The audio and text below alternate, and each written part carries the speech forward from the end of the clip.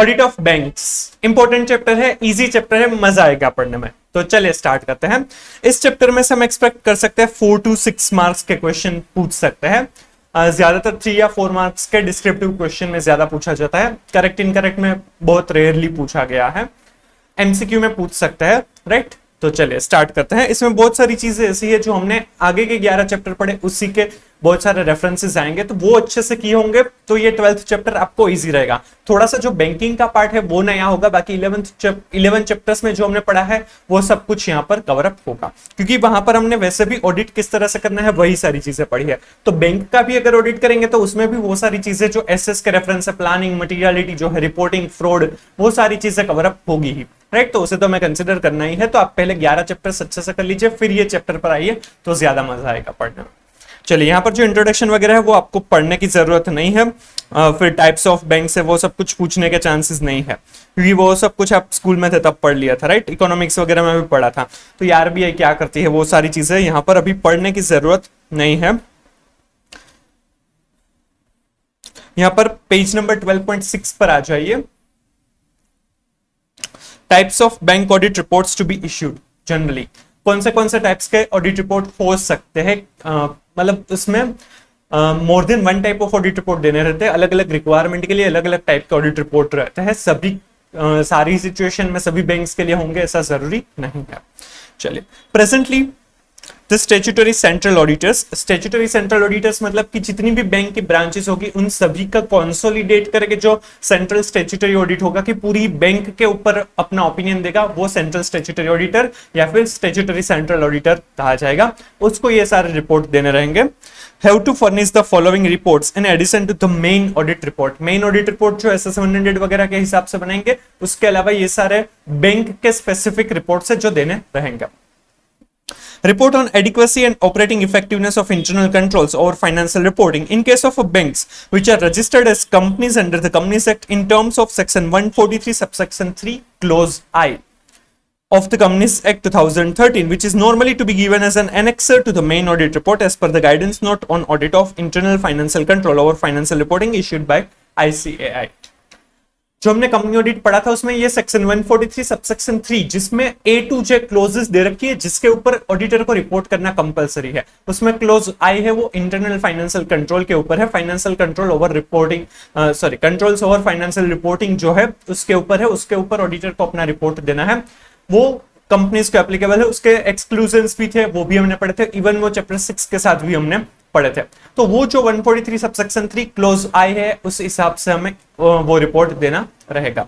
जो banking company जो company सेक्ट में रजिस्टर हुई है उनके लिए ये एप्लीकेबल होगा। Then long form audit report LFAR।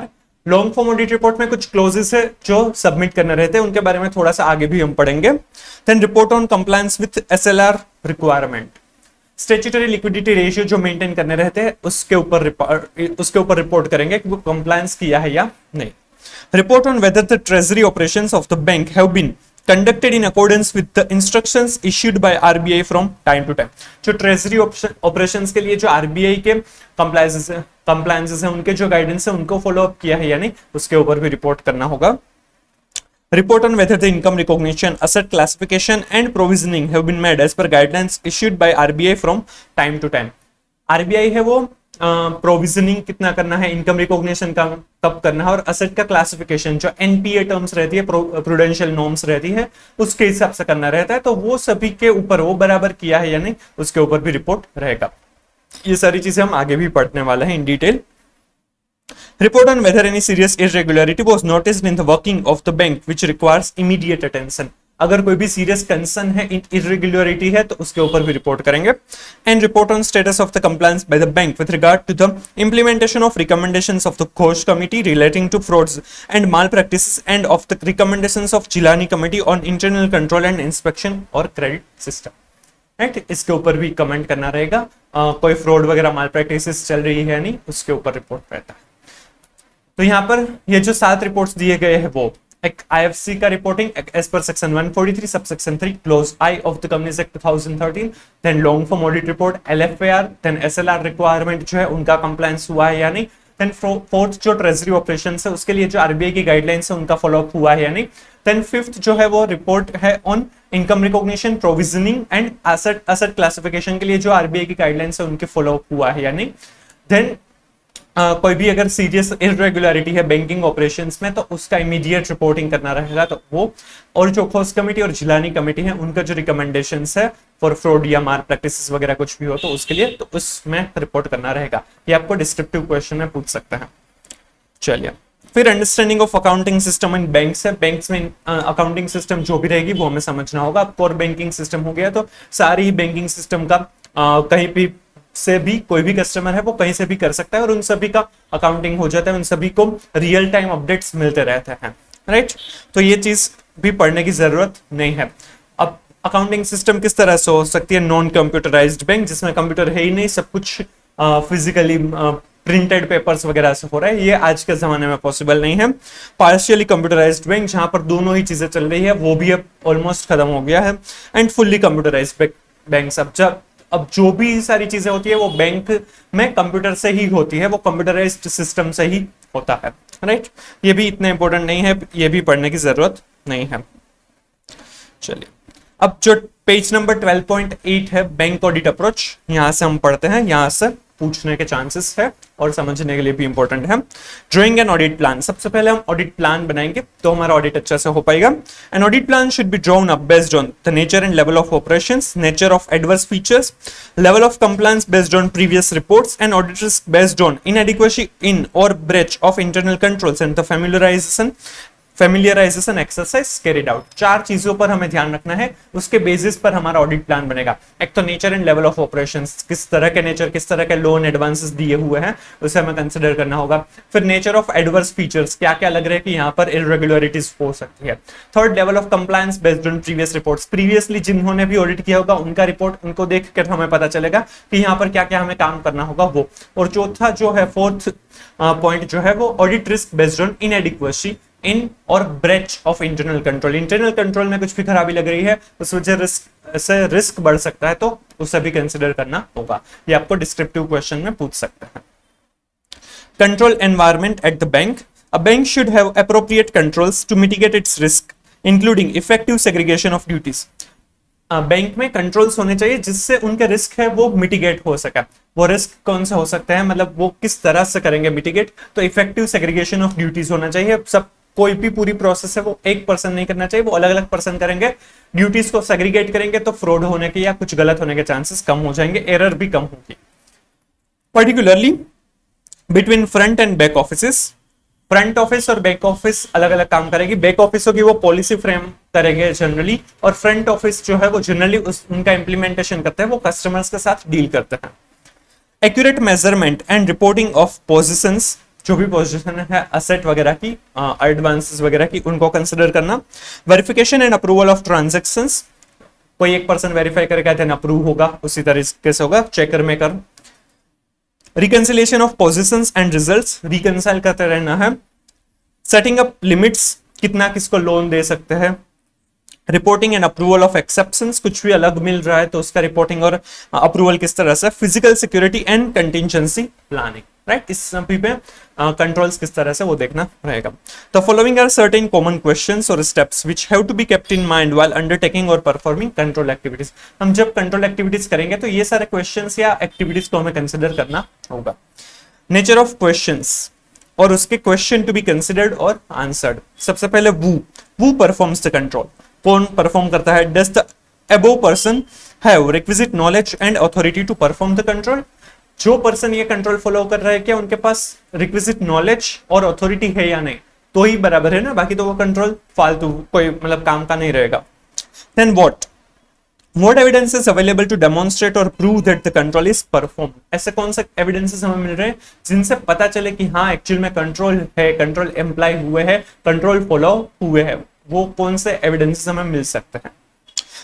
when and with what frequency is the control performed, कौन सी फ्रीक्वेंसी और कब ये कंट्रोल्स परफॉर्म होते हैं एक्चुअल में, राइट। कुछ कंट्रोल्स ऐसे हो सकते हैं कि वो फ्रीक्वेंटली नहीं है, हर रोज नहीं होता है, कई बार कभी कभार होते हैं, तो उसमें रिस्क ज्यादा हो सकता है। जो control throughout the period हुआ है तो उसमें रिस्क कम हो सकता है। Is the frequency enough to prevent, detect and correct the misstatement. यहाँ पर अब जो लाइन है वो मिसिंग है, तो मिसस्टेटमेंट के लिए ही होगा मोस्टली कि जो भी मिसस्टेटमेंट है उनको प्रिवेंट करे या फिर डिटेक्ट और करेक्ट करने के लिए इनफ है या नहीं, वो हमें कंसिडर करना होगा। Where is the evidence of performance of the control detain, कहां पर उन कंट्रोल के एविडेंसेस मिल सकते हैं, मतलब ऑथोराइजेशन किया है तो वो ऑथोराइजेशन का किस तरह से किसने किया, वो सारी चीजें कहां पर मिल सकती है। दूसरे भी जो कंट्रोल्स है उनके एविडेंसेस कहां मिल सकते हैं वो देखेंगे। फिर for how long is the evidence retained, कितने टाइम के लिए वो एविडेंसेस रखते हैं। इज द एविडेंस एक्सेसिबल और अवेलेबल फॉर ऑडिट, क्या वो हम ऑडिट के लिए देख सकेंगे या नहीं, वो भी हमें कंसिडर करना है। उसी बेसिस पर हम अपनी आगे की ऑडिट प्रोसीजर सोच सकते हैं। Why is control being performed, क्यों करते हैं कंट्रोल, क्यों है वो समझेंगे तो कंट्रोल है या नहीं, या वो इफेक्टिव होगा या नहीं होगा, उनकी रिक्वायरमेंट कितनी है, उनसे रिस्क कितना हो सकता है, वो सारी चीजें हमें पता चलेगी। What type of errors are prevented or detected through the performance of the control, control होने के वजह से किस टाइप के जो एरर्स है वो प्रिवेंट होगी या फिर डिटेक्ट कर पाएंगे। Then how is the control perform, manual हो सकता है, ऑटोमेटेड हो सकता है, और भी बहुत सारे प्रोसीजर हो सकती है। Then what are the control activities, control activities क्या है। कंट्रोल एक्टिविटीज के बारे में हमने इंटरनल कंट्रोल के बारे में इन डिटेल चैप्टर 4 में समझा है, उनका पार्ट 2 जो है वो पूरा ही इंटरनल कंट्रोल्स के ऊपर है, तो अगर वो आपने नहीं देखा है तो देख लीजिएगा। Can this activities be bypass, क्या वो जो कंट्रोल एक्टिविटीज है उनको बाईपास कर सकते हैं, बाईपास मतलब वो ओवरराइड कंट्रोल अगर कर सकते हैं, अगर ऐसा कर सकते हैं तो रिस्क हो सकता है।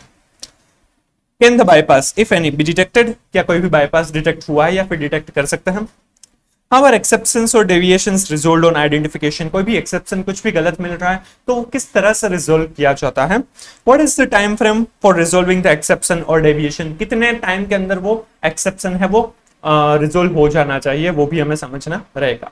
तो ये सारे क्वेश्चंस पूछेंगे, हमें आंसर मिलेगा, उससे हम आगे बढ़ सकेंगे। राइट, चलिए ये भी आपको डिस्क्रिप्टिव में पूछ सकते हैं, एक बार पढ़ लीजिएगा, एक बार याद रख लीजिएगा, इन डिटेल मतलब बहुत ज्यादा टाइम नहीं देना है इसमें।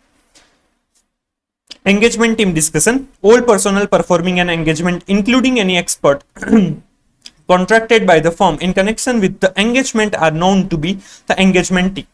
The engagement team should hold discussion to gain better understanding of the bank and its environment, including internal control, and also to assess the potential for material misstatement of the financial statement. Engagement team है, उनको discuss करना चाहिए कि कहाँ कहाँ पर risk हो सकता है, इंटरनल कंट्रोल, उनके नेचर, एंटिटी, सब कुछ जो अंडरस्टैंडिंग लेना है, और रिस्क ऑफ मटेरियल मिसस्टेटमेंट क्या हो सकता है वो डिसाइड करेंगे, जो नॉर्मल सारी कंपनीज के ऑडिट में भी हम करेंगे।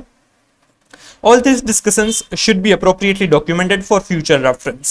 The discussion between the members of the engagement team and the audit engagement partner should be done on the susceptibility of the bank's branch financial statements to material misstatement. ये जो भी discussion होगा वो क्यों होगा कि ससेप्टेबिलिटी कहां पर हमें डाउट है कि शायद यहां पर गलत हो सकता है बैंक ब्रांच के ऑडिट वगैरह में, राइट, तो उसे कंसिडर करना होगा। This discussions are ordinary done at the planning stage of an audit. जो एंगेजमेंट टीम के बीच डिस्कशन होगा वो प्लानिंग स्टेज में पहले होगा, हाँ ड्यूरिंग द ऑडिट भी चलता रहेगा, बट प्लानिंग स्टेज जब हम प्लान कर रहे हैं तब ये होना ही चाहिए। Engagement team discussion ordinarily includes a discussion of the following matters. कौन से मैटर्स के बारे में डिस्कशन हो सकता है। Errors that may be more likely to occur, कौन सी ऐसी एरर्स है जो हो सकती है, क्योंकि वहां पर हमें अपने वो एरिया से वो एरर्स पर हमें खास ध्यान रखना है कि ऐसा हुआ है या नहीं।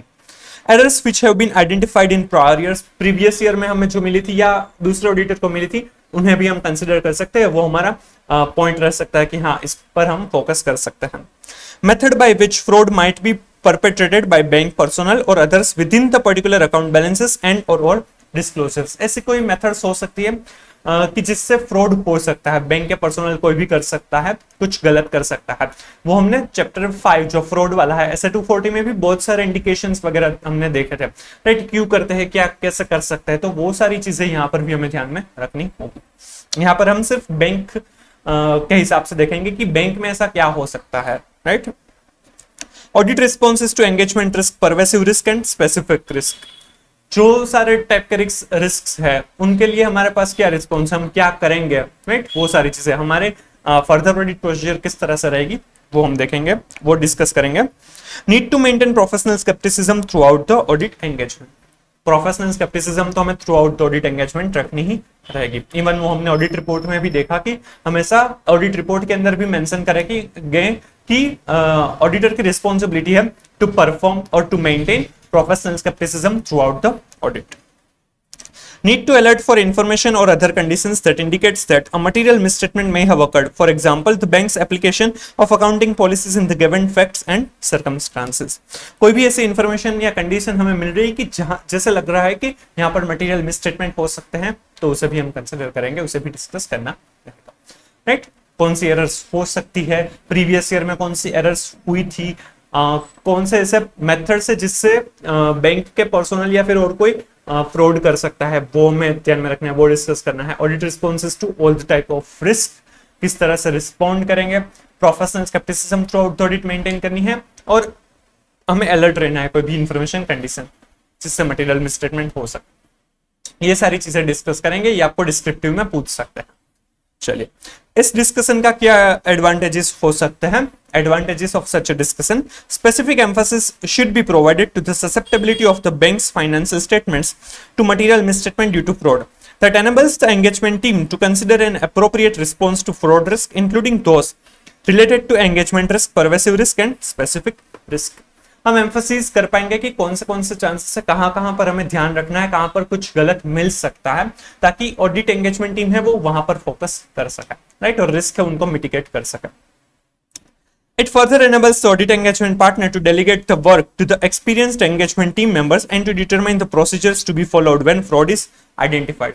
जहां पर सिग्निफिकेंट लग रहा है, इंपॉर्टेंट लग रहा है, वो चीज जो एक्सपीरियंस्ड पर्सन है उनको हम डेलीगेट कर सकते हैं.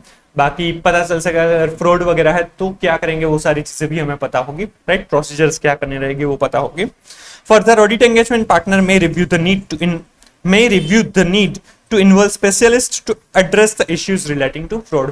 और अगर ऐसी कोई भी चीज आएगी, राइट, कि फ्रॉड वगैरह मिलेगा या कोई और एरियाज हैं जहां पर हमें स्पेशलिस्ट एक्सपर्ट की जरूरत रहेगी, तो वहां पर भी हम उन्हें इन्वॉल्व कर सकेंगे, राइट. तो ये अगर हम डिस्कस करेंगे तो हमें पता चलेगा. ये ऑलरेडी एक बार डिस्क्रिप्टिव क्वेश्चन में पूछा हुआ है, राइट, और एक बार आप देख लीजिएगा. चलिए, फिर income recognition policy. The policy of income recognition should be objective and based on record of recovery rather than on any subjective consideration. Income from non-performing assets is not recognized on accrual basis but is booked as income only when it is actually received. हमें जो भी income recognise करनी है वो सिर्फ subjective consideration पर नहीं बल्कि उनकी रिकवरी के बेसिस पर करनी है. अगर वो रिकवर हो सके ऐसा लग रहा है तो ही हम उसे रिकॉग्नाइज करेंगे, बाकी हम उसे रिकॉग्नाइज नहीं करेंगे. तो एनपीए अगर हो गया है, नॉन परफॉर्मिंग असेट्स है, तो उस केस में हमें क्या करना रहेगा, उसमें हम इनकम तभी रिकॉग्नाइज कर सकते हैं जब हमें वो एक्चुअल में रिसीव हो, not on the basis of accrual, right. बाकी जनरली सब कुछ अक्रूवल बेसिस पर होता है, बट जब एनपीए हो गई है कोई भी लोन्स, तो उसमें जब एक्चुअल रिसिप्ट होगी तभी हम उसे इनकम रिकॉग्नाइज करेंगे. वो इन डिटेल आगे भी हम डिस्कस करने वाले हैं. चलिए, forms and content of financial statements. Banking regulation act है, उसके अंदर उनका form and content of financial statement दिया हुआ है, जो आपने एडवांस अकाउंट में भी पढ़ा होगा तो वो आपको पता होगा. यहाँ पर इन डिटेल समझने के लिए कुछ दिया भी नहीं है, थोड़ा सा उनका रेफरेंस दिया है, बट वो हमारे लिए कुछ काम का नहीं है, राइट, वो इग्नोर कर सकते हैं, वो पढ़ने की जरूरत नहीं है. Audit of accounts. Subsection 1 of Section 30 of Banking Regulation Act 1949 requires that the balance sheet and profit and loss account of a banking company should be audited by a person duly qualified under any law for the time being in force to be an auditor of companies. Company का जो auditor बन सकता है वो bank का auditor, bank audit कर सकता है, राइट, मतलब chartered accountant. Eligibility, qualifications and disqualifications है वो कंपनीज एक्ट 2013 के जो सेक्शन 141 में दिए है वही एप्लीकेबल है, जो हमने चैप्टर 10 के पार्ट 1 में डिस्कस किया हुआ है, राइट, तो वही यहाँ पर एप्लीकेबल होंगे, अलग से नहीं दिया हुआ. Appointment of auditor. As per the provisions of the relevant enactments, the auditor of a banking company is to be appointed at the annual general meeting of the shareholders. अगर जो भी बैंकिंग कंपनी है तो उनका जो auditor है वो annual general meeting में शेयर होल्डर्स अपॉइंट करेंगे. The auditor of a nationalized bank is to be appointed by the bank concerned, acting through its board of directors. Nationalised bank है तो बोर्ड ऑफ डायरेक्टर्स अपॉइंट करेंगे. इन इधर case approval of the RBI is required before the appointment is made. दोनों ही cases में RBI की approval लेना compulsory है, पहले अप्रूवल लेंगे फिर ही उनकी अपॉइंटमेंट हो सकती है. तो ये तीनों ही पॉइंट आपको करेक्ट इनकरेक्ट एमसीक्यूज में पूछ सकते हैं. डिस्क्रिप्टिव में आने के चांसेस कम है बट पूछ सकते हैं. Even case study based question भी बना सकता है, राइट. तो ये अच्छे से कीजिएगा, ये इंपॉर्टेंट है. तो auditors of State Bank of India are to be appointed by the Comptroller and Auditor General of India in consultation with central government. SBI के ऑडिटर C&AG अपॉइंट करते हैं with the consultation with the central government. The auditors of the subsidiaries of the State Bank of India are to be appointed by the State Bank of India. State Bank of India की कोई भी subsidiaries है तो उनके जो auditor है वो State Bank of India appoint करते हैं. The auditors of regional rural banks are to be appointed by the bank concerned with the approval of the central government. जो रीजनल रूरल बैंक है उसमें वो बैंक है वही अपॉइंट करेंगे but central government की अप्रूवल लेनी रहेगी. तो यहाँ पर अपॉइंटमेंट के लिए 5 पॉइंट्स दिए हुए हैं. बैंकिंग कंपनी होगी तो उसमें एजीएम में शेयर होल्डर्स ही अपॉइंट करेंगे. देन नेशनलाइज्ड बैंक है तो बोर्ड ऑफ डायरेक्टर्स अपॉइंट करेंगे बट दोनों ही केस में आरबीआई की अप्रूवल नेसेसरी है और वो पहले लेनी रहेगी. थर्ड, एसबीआई के जो ऑडिटर्स है वो C&AG अपॉइंट करेंगे consultation with central government. SBI की सब्सिडरीज में एसबीआई खुद अपॉइंट करेंगे ऑडिटर को. देन रीजनल रूरल बैंक है तो उसमें वो खुद बैंक अपॉइंट कर सकते हैं बट सेंट्रल गवर्नमेंट की अप्रूवल लेनी रहेगी. ये आप सभी कुछ ये आपको करेक्ट इनकरेक्ट एमसीक्यू में पूछने के चांसेस ज्यादा है और डिस्क्रिप्टिव क्वेश्चन के स्टडी बेस्ड बन सकता है. ऑडिटर का रेम्यूनरेशन है right wo remuneration of auditor of a banking company is to be fixed in accordance with provision of section 142 of the Companies Act 13, that is by the company in general meeting or in such manner as the company in general meeting may determine. Banking company है तो उसमें जो companies act में section 142 दिया है उसी हिसाब से उनका रेम्यूनरेशन डिसाइड होगा. Remuneration of auditor of nationalized bank and SBI is to be fixed by RBI in consultation with the central government. nationalized bank और जो SBI है उनका जो रेम्यूनरेशन है वो आरबीआई फिक्स करेंगे consultation with the central government. ये आपको करेक्ट इनकरेक्ट एमसीक्यू में पूछ सकते हैं. पावर्स ऑफ ऑडिटर्स जो है राइट वो कंपनी ऑडिटर जैसे ही उनको जितने पावर कंपनी ऑडिटर को दिए हैं उतने ही बैंक के ऑडिटर को भी मिलेंगे. Auditors report. In the case of a nationalized bank, the auditor is required to make report to the central government in which he has to state the following. Nationalised bank के auditor हैं उनको central government को audit report देना होगा और उसमें ये सारी चीजें होनी चाहिए. Whether in his opinion the financial statement presented true and fair view of the affairs of the bank and in case he had called for any explanation or information whether it has been given and whether it is satisfactory.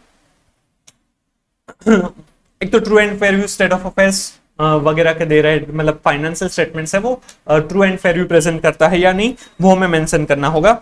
और जो भी information वगैरह चाहिए थी satisfactory है explanation वगैरह वो satisfactory है या नहीं उसके ऊपर भी कमेंट करना रहेगा. Then whether or not the transaction of the bank which have come to his notice have been within the powers of the bank. जितने भी ट्रांजैक्शन हुए हैं वो within the powers of bank हुए हैं या नहीं वो मेंशन करना है.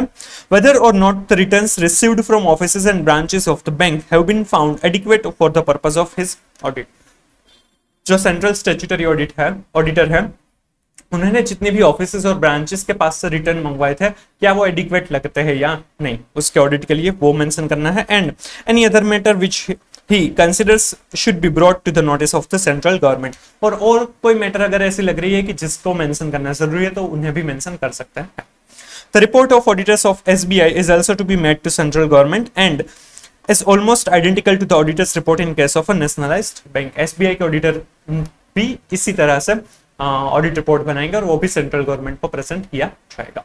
राइट तो इसमें 4 मैटर्स दी गई है ट्रू एंड फेयर भी प्रेजेंट करते हैं या नहीं और जो एक्सप्लेनेशन इन्फॉर्मेशन मंगवाई थी वो सेटिस्फैक्टरी है या नहीं. सेकंड पॉइंट जो भी ट्रांजैक्शंस हुए बैंक के वो पावर ऑफ बैंक के अंदर ही हुए या नहीं. थर्ड जो बैंक के ब्रांचेस या ऑफिसेस हैं उनके पास से जो रिटर्न मिले थे वो सेटिस्फैक्टरी है या नहीं उनके पर्पस के लिए ऑडिटर के पर्पस के लिए बराबर है या नहीं उनके ऊपर. और कोई मैटर जो जरूरी लगे सेंट्रल गवर्नमेंट को बताने तो वो बता सकते हैं. सिंपल. चलिए ये आपको डिस्क्रिप्टिव क्वेश्चन में पूछ सकते हैं तो आपको उस तरह से प्रिपेयर करना. Then format of report. Auditors, central as well as branch, should also ensure that audit report issued by them complies with the requirement of standards on auditing discussed in Chapter 11. The auditor should ensure that not only information relating to number of unaudited branches is given, but qualifications of advances, deposits, quantification of advances, deposits, interest income, and interest expenses for such unaudited branches has also been disclosed in the audit report. SS700 की जो series है और SS700 में जो form and content दिया है audit report का उसी तरीके से हमें बैंक में भी ऑडिट रिपोर्ट देना रहेगा. बट जिस भी ब्रांच का ऑडिट नहीं हुआ है अनऑडिटेड ब्रांचेस है उसमें मैं क्वांटिफाई करना है एडवांस, डिपॉजिट, इंटरेस्ट इनकम और इंटरेस्ट एक्सपेंस। जो उनके मेन 4 आइटम्स रहती है फाइनेंशियल स्टेटमेंट में, वो चारों को क्वांटिफाई करना है, उनकी अमाउंट हमें मेंशन करनी रहेगी। ये आपको करेक्ट इनकरेक्ट एमसीक्यू में पूछ सकते हैं। Such disclosure in the audit report is not only in accordance with the best international trends but also provides useful information to users of financial statements. It may be noted that in addition to the aforesaid, the auditor of banking companies is also required to state in his report the matters covered by section 143 of the Companies Act 2013. However, it is pertinent to mention that the reporting requirements relating to the company's auditor's report order 16 नहीं, अब यहाँ पर 2020 हो जाएगा, कारो 2020 जो है is not applicable to a banking company, right? जो सेक्शन 143 में दिया हुआ है, 143 में दो चीजें हैं। 143 सबसेक्शन 1 जो है उसमें कुछ मैटर्स पर इंक्वायरी करनी है ऑडिटर को, और अगर उसमें कुछ भी एडवर्स या ऐसी रिमार्क लिखनी जरूरी है तो ही उसे रिपोर्ट करना है।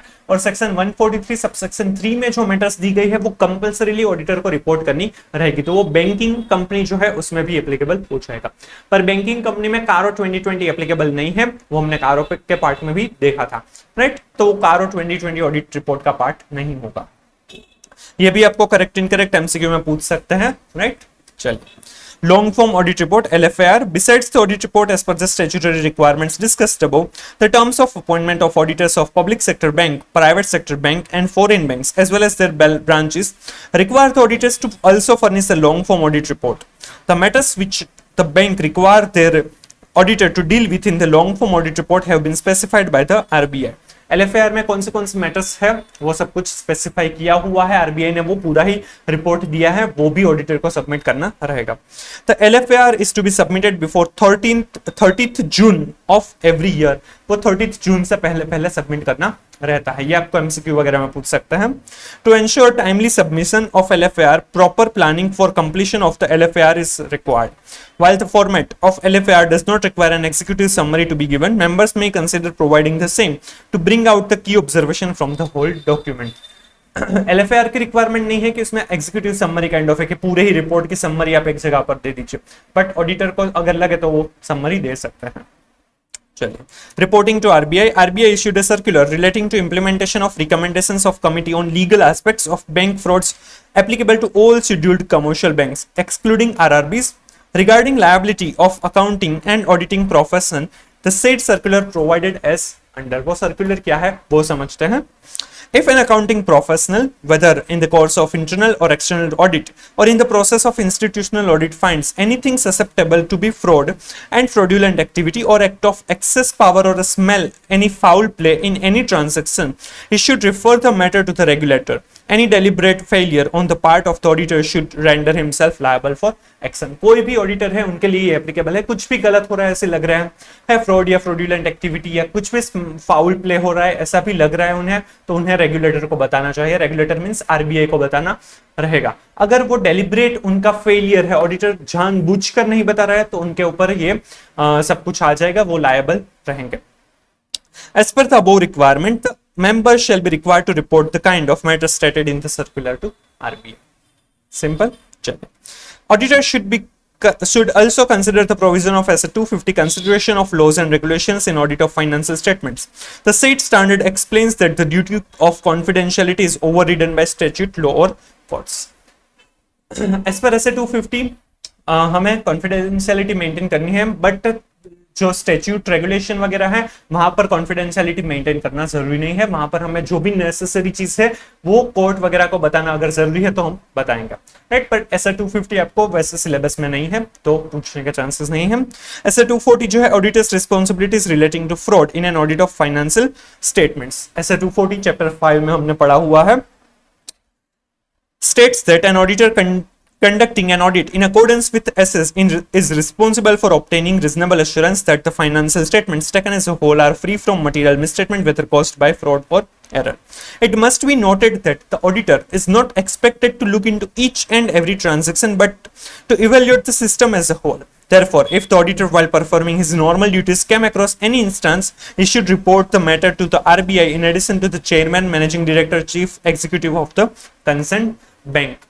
अगर ऑडिटर को कुछ भी फ्रॉड मिलता है वो स्पेसिफिकली सारे ही ट्रांजैक्शन तो नहीं देख सकता, उनकी इनहेरेंट लिमिटेशंस आ जाएगी। और वैसे भी बैंक ऑडिट काफी टाइम कंस्ट्रेंट वाली चीज होती है, वो 15-20 दिन के अंदर खत्म करना रहता है, राइट। तो वो पॉसिबल नहीं होता कि उनमें सारी चीजें हम चेक करके फ्रॉड है या नहीं वो हम आइडेंटिफाई कर पाए। इसीलिए अगर वो जो ऑडिट प्रोसीजर जो नॉर्मली उनको करना है वो सारी चीजें तो करनी है, उसमें अगर वो फ्रॉड मिल रहा है तो वो एमडी सीईओ वगैरह को तो बताएंगे, बट उसके साथ साथ उनको आरबीआई को भी इन्फॉर्म करना रहेगा। Duty to report on frauds under the companies act 2013 section 143 sub section 12 और 13 जो है उसमें सेंट्रल गवर्नमेंट वगैरह को रिपोर्ट करना रहता है। वो सारी चीजें हमने चैप्टर 5 के साथ पढ़ी है, तो वो चीज यहाँ पर भी दी गई है, बट ये आपको अभी पढ़ने की जरूरत नहीं है। अगर आपने चैप्टर 5 में से पढ़ा है तो हाँ, आपको रिवाइज करना हो तो रिवाइज कर सकते हैं। मैं यहाँ पर नहीं करवा रहा हूँ क्योंकि वो चैप्टर 5 में ऑलरेडी पढ़ाई हुई है। चलिए, कंडक्टिंग एन ऑडिट। अब हम ऑडिट स्टार्ट करते हैं, कंडक्ट करते हैं। The audit of banks, their branches involve the following stages. Initial consideration by the statutory auditor. क्या क्या इनिशियल कंसिडरेशन होगा स्टैट्यूटरी ऑडिट का वो दिया है। Declaration of indebtedness. The RBI has advised that the banks before appointing their statutory central or branch auditors should obtain a declaration of indebtedness. Indebtedness refer to the situation of owing money to the bank in any case whatsoever. Indebted है या नहीं, कितना है, वो declaration लेना है auditor के पास से, बैंक को लेना रहेगा। कोई भी ऑडिटर होगा उसके पास से लेना होगा। Internal assignment in banks by statutory auditors. The RBI decided that the audit firms should not undertake statutory audit assignments while they are associated with internal assignments in the bank during the same year, like concurrent audits. Internal audit of banks conducted monthly during the year. अगर auditor है वो कोई भी internal assignment लिया हुआ है तो वो स्टैट्यूटरी ऑडिटर नहीं बन सकता है। अगर कॉन्करेंट ऑडिट वगैरह कर रहा है तो वो ऑडिटर है जो इंटरनल ऑडिट कर रहा है वो ऑडिटर स्टैट्यूटरी ऑडिट नहीं कर सकता, क्योंकि वहां पर इंडिपेंडेंस मेंटेन नहीं हो पाएगी, राइट। वो जैसे कंपनीज में भी सेक्शन 144 है कि अगर आप इंटरनल ऑडिट करते हैं या फिर अकाउंटिंग वगैरह की सर्विस देते हैं तो आप स्टैट्यूटरी ऑडिट नहीं कर सकते, वैसे ही यहाँ पर भी बैंक में भी वो हो जाएगा, एप्लीकेबल होगा। Planning. SA 300 planning and audit of financial statements, जो हमने चैप्टर 2 में पढ़ा था। Requires that the auditor shall undertake the following activities prior to starting an audit. Performing procedure required by SA 220 quality control of audit work regarding the acceptance of the client relationship and the specific audit engagement. हमें quality maintain हो इसीलिए हमें ध्यान में रखना है कि हम ये चीज एक्सेप्ट, हम ये जो असाइनमेंट है वो एक्सेप्ट कर पाएंगे कि नहीं, मतलब हम इंडिपेंडेंट रह पाएंगे कि नहीं, एथिकल रिक्वायरमेंट्स फुलफिल हो पाएगी कि नहीं, वो सारी चीजें हमें देखनी रहेगी। And establish understanding of terms of engagement as per S 210 agreeing the terms of audit. Simple. Communication with previous auditor as per clause 8 of part 1 of first schedule to the CA Act 1949. A CA in practice cannot accept position as auditor previously held by another CA without first communicating with him in writing. जो previous auditor था उनके पास हमें no objection certificate लेना रहेगा, तो previous auditor के साथ हमें कम्युनिकेट करना होगा। ये सीए एक्ट की रिक्वायरमेंट है, ये आगे के चैप्टर्स में भी आया हुआ है रेफरेंस, राइट। तो ये सभी ऑडिट में एप्लीकेबल होगा। he should get an no objection certificate from the previous auditor. Through this communication as to know whether he has any objection to such an appointment made for any valid reason. उनको कोई objection नहीं है ना, वो हमें जानना रहेगा। चलिए, terms of audit engagement as a 210 terms of audit agreeing the terms of audit engagement requires that for each period to be audited the auditor should agree on the terms of audit engagement with the bank before beginning significant portion of field work. It is imperative that the terms of the engagement are documented in order to prevent any confusion as to the terms that have been agreed in relation to the audit and their respective responsibilities of the management and the auditor at the beginning of an audit assignment. Audit assignment start करने से पहले ही हमें terms engagement की जो भी है वो agree कर लेनी चाहिए, इसीलिए एंगेजमेंट लेटर दिया जाता है। एंगेजमेंट लेटर के अंदर जनरली 5 चीजें कवर अप होती है: objective and scope of the audit, management responsibility, auditors responsibility, applicable financial reporting framework और रिपोर्ट का फॉर्मेट क्या होगा, जो हमने ऐसे 210 चैप्टर 1 पार्ट 2 के अंदर कवर अप किया हुआ है, राइट। तो वो चीज यहाँ पर भी होगी। बैंक ऑडिट में भी हमें एग्री करना रहेगा, एंगेजमेंट लेटर आएगा। इनिशियल एंगेजमेंट्स, यहाँ पर हम देखेंगे ना तो अभी सारे जो पॉइंट्स है वो आपके प्रीवियस जो 11 चैप्टर से उनका रिवीजन ही होगा। जैसे ये ऐसे 210 आएगा, अब यहाँ पर 510 आया, पहले 300 हमने पढ़ा था, और भी 300, 330 वो सारी चीजें भी यहाँ पर आएगी। The auditor needs to perform the audit procedure as mentioned in SF 510 initial audit engagements, opening balances, and if after performing that procedure the auditor concludes that the opening balances contain misstatements which materially affect the financial statements for the current period and the effect of the same is not properly accounted for and adequately disclosed, the auditor should express a qualified opinion or an adverse opinion as appropriate. SF 510 initial audit engagement opening balances में हमने पढ़ा था कि अगर initial audit engagement है मतलब कि हम पहली बार ऑडिट कर रहे हैं या फिर प्रीवियस ईयर का ऑडिट किसी ने नहीं किया है, तब हमें ओपनिंग बैलेंसेस देखनी रहेगी कि ओपनिंग बैलेंसेस में कोई मटेरियल मिसस्टेटमेंट नहीं है और उसमें जो अकाउंटिंग पॉलिसीज फॉलो हुई है वो कंसिस्टेंटली इस ईयर भी फॉलो हो रही है या नहीं, राइट। और अगर वो उसमें चेंज हुआ है तो प्रॉपर डिस्क्लोजर हुआ है या नहीं वो देखना रहेगा। तो यहां पर भी अगर उसमें कोई भी मटेरियल मिसस्टेटमेंट लग रहा है तो हम क्वालिफाइड या एडवर्स ओपिनियन देंगे, right. Assessment of engagement risk. The assessment of engagement risk is a critical part of audit process and should be done prior to the acceptance of an audit engagement since it affects the decision of accepting the engagement and also in planning decision if the audit is accepted. Engagement risk अगर कुछ भी लग रहा है तो हमें accept करने से पहले ही ये ध्यान में रखना होगा, फिर ही हम असाइन जो भी एंगेजमेंट है उनको एक्सेप्ट कर सकते हैं। Establish the engagement team. The assignment of qualified and experienced professional is an important component of managing engagement risk. The size and composition of the engagement team would depend on the size, nature and complexity of the bank's operations. Simple. ये सारी चीजें आप फिर से नहीं पढ़ेंगे तो भी चलेगा, एक बार यहाँ पर देख लिया खत्म बात, आपको फिर से रीड करने की जरूरत नहीं है। Understanding the banks and environment. SA 315 identifying and assessing the risks of material misstatement through understanding the entity and its environment, जो हमने चैप्टर 4 और चैप्टर 2 में डिस्कस किया हुआ है। हमें बैंक का एनवायरमेंट और बैंक और उनके एनवायरमेंट को समझना है ताकि रिस्क कितना हो सकता है वो हम समझ पाएंगे। Lays down that the auditor should obtain an understanding of the entity and its environment, including its internal control, sufficient to identify and assess the risks of material misstatement of the financial statements, whether due to fraud or error, and sufficient to design and perform further audit procedure. हम risk कितना है वो identify and assess कर पाएंगे और उसके basis पर हमारी जो फर्दर ऑडिट प्रोसीजर है वो हम डिजाइन एंड परफॉर्म कर पाएंगे, राइट। चलिए, identifying and assessing the risks of material misstatement. SA 315 requires the auditor to identify and assess the risks of material misstatement at the financial statement level and the assertion level for classes of transactions, account balances and disclosure to provide a basis for designing and performing further audit procedure. Simple, ये हमने अभी पढ़ा। Understanding the bank and its environment, including internal control, and understanding of the bank and its environment, including internal control, enables the auditor to identify and assess the risks and to develop an audit plan so as to determine the operating effectiveness of the controls and to address specific risk. हम risk identify और assess कर पाएंगे और उसके basis पर हमारे जो controls है, बैंक के कंट्रोल्स है, उसकी ऑपरेटिंग इफेक्टिवनेस भी हम डिटरमाइन कर पाएंगे और उसके बेसिस पर कौन सा रिस्क और उनको किस तरह से हम एड्रेस करेंगे, उसके लिए फर्दर ऑडिट प्रोसीजर हम डिजाइन कर पाएंगे। रिपीटेशन है, ये अलग से याद रखने की जरूरत नहीं है, ये 11 चैप्टर्स जो हमने पढ़े उसी में ये सब कुछ आ गया है। Understanding the bank's accounting process. The accounting process produces financial and operational information for management's use and its also contributes to the bank's internal control. Thus, understanding of the accounting process is necessary to identify and assess the risks of material misstatement, whether due to fraud or not, and to design and perform further audit procedure. Accounting system जो है उनको भी समझना, accounting के process को समझना भी necessary है, क्योंकि हमारा जो मेन फोकस है वो फाइनेंशियल स्टेटमेंट के ऊपर हमें ओपिनियन देना है और फाइनेंशियल स्टेटमेंट पूरा ही अकाउंटिंग प्रोसेस, अकाउंटिंग सिस्टम से चलेगा, राइट. तो अकाउंटिंग प्रोसेस सिस्टम किस तरह से और वहां पर कितने रिस्क है, वहां पर क्या फ्रॉड हो सकता है, वो सारी चीजें समझना जरूरी है. कौन सा मिसस्टेटमेंट हो सकता है, right. Understanding the risk management process. Management develops, control and uses performance indicators to aid in managing key business and financial risk. An effective risk management system in a bank generally requires the following. Effective risk management system bank में अगर होगी तो उसमें क्या होना चाहिए वो यहाँ पर दिया है. ये हमने आगे नहीं पढ़ा हुआ है, ये अलग है, ये समझिएगा और ये आपको डिस्क्रिप्टिव क्वेश्चन में पूछ भी सकता है. Oversight and involvement in the control process by those charged with governance. TCWG, Board of Directors or Managing Director, should approve written risk management policies. The policies should be consistent with the bank's business objectives and strategies, capital strength, management expertise, regulatory requirements, and the type and amount of risk it regards as acceptable. Risk management policy हमें draft करनी है, managing director वगैरह को करनी चाहिए और वो देखना चाहिए किस तरह से है.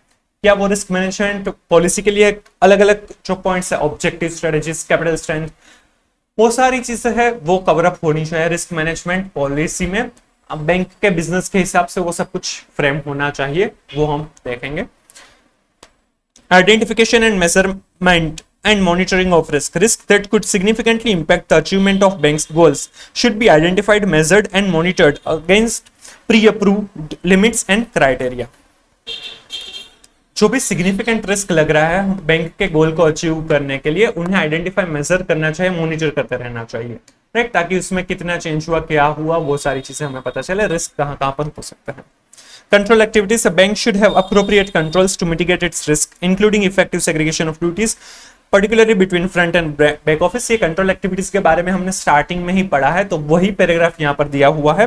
Accurate measurement and reporting of positions, verification and approval of transaction, reconciliation of position and results, setting up limits, reporting and approval of exceptions, physical security and contingency planning, ये सारी कंट्रोल एक्टिविटीज होनी चाहिए। Monitoring activities: risk management models, methodologies and assumptions used to measure and mitigate risk should be regularly assessed and updated. This function may be conducted by the independent risk management unit. जो भी risk management unit है उनको risk management models, methodologies, वो सारी चीजें consider करनी होगी। Activities, monitoring की एक्टिविटीज कंसिडर करनी होगी, मॉनिटर करते रहना होगा। And reliable information systems: bank requires reliable information systems that provide adequate financial, operational and compliance information on a timely and consistent basis. Those charged with governance and management require risk management information that easily understood and that enables them to assess changing nature of bank's profile. ऐसे system होनी चाहिए कि जो risk के बारे में, risk manage करने के लिए हमें इंफॉर्मेशन दे पाए, मैनेजमेंट TCWG को इंफॉर्मेशन दे पाए, जिससे वो कुछ डिसीजन ले सके, राइट। तो ये 5 पॉइंट थे, ये आपको डिस्क्रिप्टिव में पूछ सकता है, तो ये अच्छे से कीजिएगा, ये थोड़ा सा अलग point. Then engagement team discussion: engagement team should hold discussion to gain better understanding of banks and its environment, including internal control and also to assess potential for material misstatement of the financial statement. हमने planning के time पे engagement team क्या discussion क्या हो सकता है और उनके एडवांटेजेस आगे देखे हैं, तो वो डिस्कशन होते रहना चाहिए ताकि हमें पता चले किस तरह से काम हो रहा है, क्या काम करना है, कहां पर फोकस करना है, वो सारी चीजें पता चलती रहे, right. Then establish the overall audit strategy.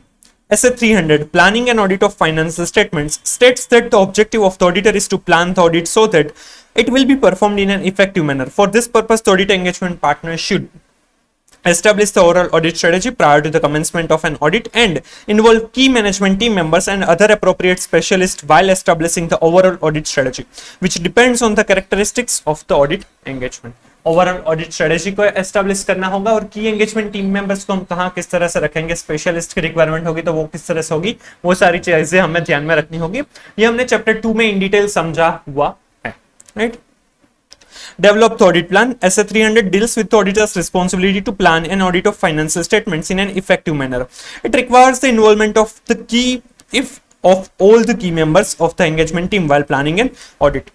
जब भी हम ऑडिट प्लान करेंगे तब सभी लोगों को इन्वॉल्व करना चाहिए, जो की मेंबर्स हैं उनको इन्वॉल्व करना चाहिए ताकि प्लानिंग अच्छे से कर पाए और उनका इंप्लीमेंटेशन भी अच्छे से हो पाए। Audit planning memorandum: The auditor should summarize the audit plan by preparing an audit planning memorandum in order to describe the expected scope and extent of the audit procedure to be performed by the auditor. उस जो planning memorandum होगा उसके अंदर हमें क्या क्या scope रहेगा और एक्सटेंट है कितना ऑडिट प्रोसीजर का, वो हम डिस्कस करेंगे, हम डिस्क्राइब करेंगे। Highlight all the significant issues and risks identified during their planning and risk assessment activities as well as the decisions concerning reliance on control. जो भी सिग्निफिकेंट इश्यूज लग रहे हैं उसे हम हाईलाइट करेंगे, रिस्क जो भी हमें आइडेंटिफाई किया है उसे हम कंसिडर करेंगे, प्लानिंग में रिस्क असेसमेंट एक्टिविटीज उन सभी को कंसिडर करना होगा, हम कंट्रोल्स के ऊपर कितना रिलाई कर सकते हैं वो सारी चीजें हाईलाइट करनी रहेगी, उस हिसाब से हम ऑडिट प्रोसीजर परफॉर्म करेंगे, प्लान करेंगे। Provide evidence that they have planned audit engagement appropriately and have responded to engagement risk, pervasive risk, specific risk and other matters affecting the audit engagement. और evidences रखना है कि जो सारे risk है उन रिस्क को हम रिस्पॉन्ड कर पाएंगे थ्रू अवर एंगेजमेंट, हमारा जो ऑडिट की प्रोसीजर है उनसे हम उन रिस्क को एड्रेस कर पाएंगे, उनके एविडेंसेस भी प्रोवाइड करने चाहिए। ये आपको डिस्क्रिप्टिव क्वेश्चन में पूछ सकता है, तो ये आप करके चाहिएगा। Determination of audit materiality. The auditor should consider the relationship between an audit materiality and audit risk when conducting an audit. The determination of audit materiality is a matter of professional judgment and depends upon the knowledge of the bank, assessment of engagement risk and the reporting requirements for the financial statement. Materiality क्या है वो सारी चीज हमने पढ़ी हुई है chapter 2 के अंदर, राइट। मटीरियलिटी इंपॉर्टेंट है क्योंकि मटीरियलिटी के बेसिस पर ही हम ऑडिट करते हैं। मटीरियलिटी अगर होगी तो ही मिस स्टेटमेंट है वो, उनकी वजह से हमारा मॉडिफाइड ओपिनियन आ सकता है। तो मटीरियलिटी कितनी है वो सारी चीजें डिस्कस करनी है, डिसाइड करनी है, प्रोफेशनल जजमेंट बेसिस पर रहेगी। चलिए, consider going concern while obtaining an understanding of the bank. The auditor should consider whether there are events and conditions which may cast significant doubt on the bank's ability to continue as a going concern. Simple. ये भी हमने ऐसे 570 में पढ़ा हुआ है, chapter 3 part 2। Assess the risks of fraud, including money laundering. As per SA 240, the auditor's responsibilities relating to fraud in an audit of financial statements. The auditor's objective is to identify and assess the risks of material misstatement in the financial statements due to fraud, to obtain sufficient appropriate audit evidence on those identified misstatements, and to respond appropriately. The attitude of professional skepticism should be maintained by the auditor so as to recognize the possibility of misstatements due to fraud. ये भी simple है, पढ़ा हुआ है। The RBI has framed specific guidelines that deal with prevention of money laundering and know your customer KYC norms.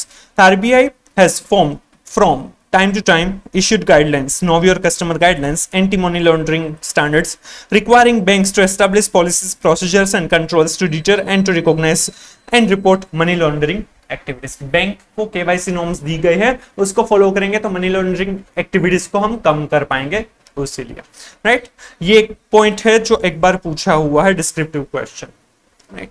चलिए, फिर assess specific risk. The auditor should identify and assess the risk of material misstatement at the financial statement level which refers to risk that relate pervasively to the financial statement as a whole and potentially affect many assets। ऐसे हमें risk identify करने होंगे कि जो financial statement है और वो pervasively affect करेंगे बहुत सारी चीजों को, राइट। मेनी एसेशंस को अफेक्ट कर सकते हैं, तो उस स्पेसिफिक रिस्क को हम असेस करेंगे और उसको एड्रेस करने के लिए हम ऑडिट प्रोसीजर्स करेंगे।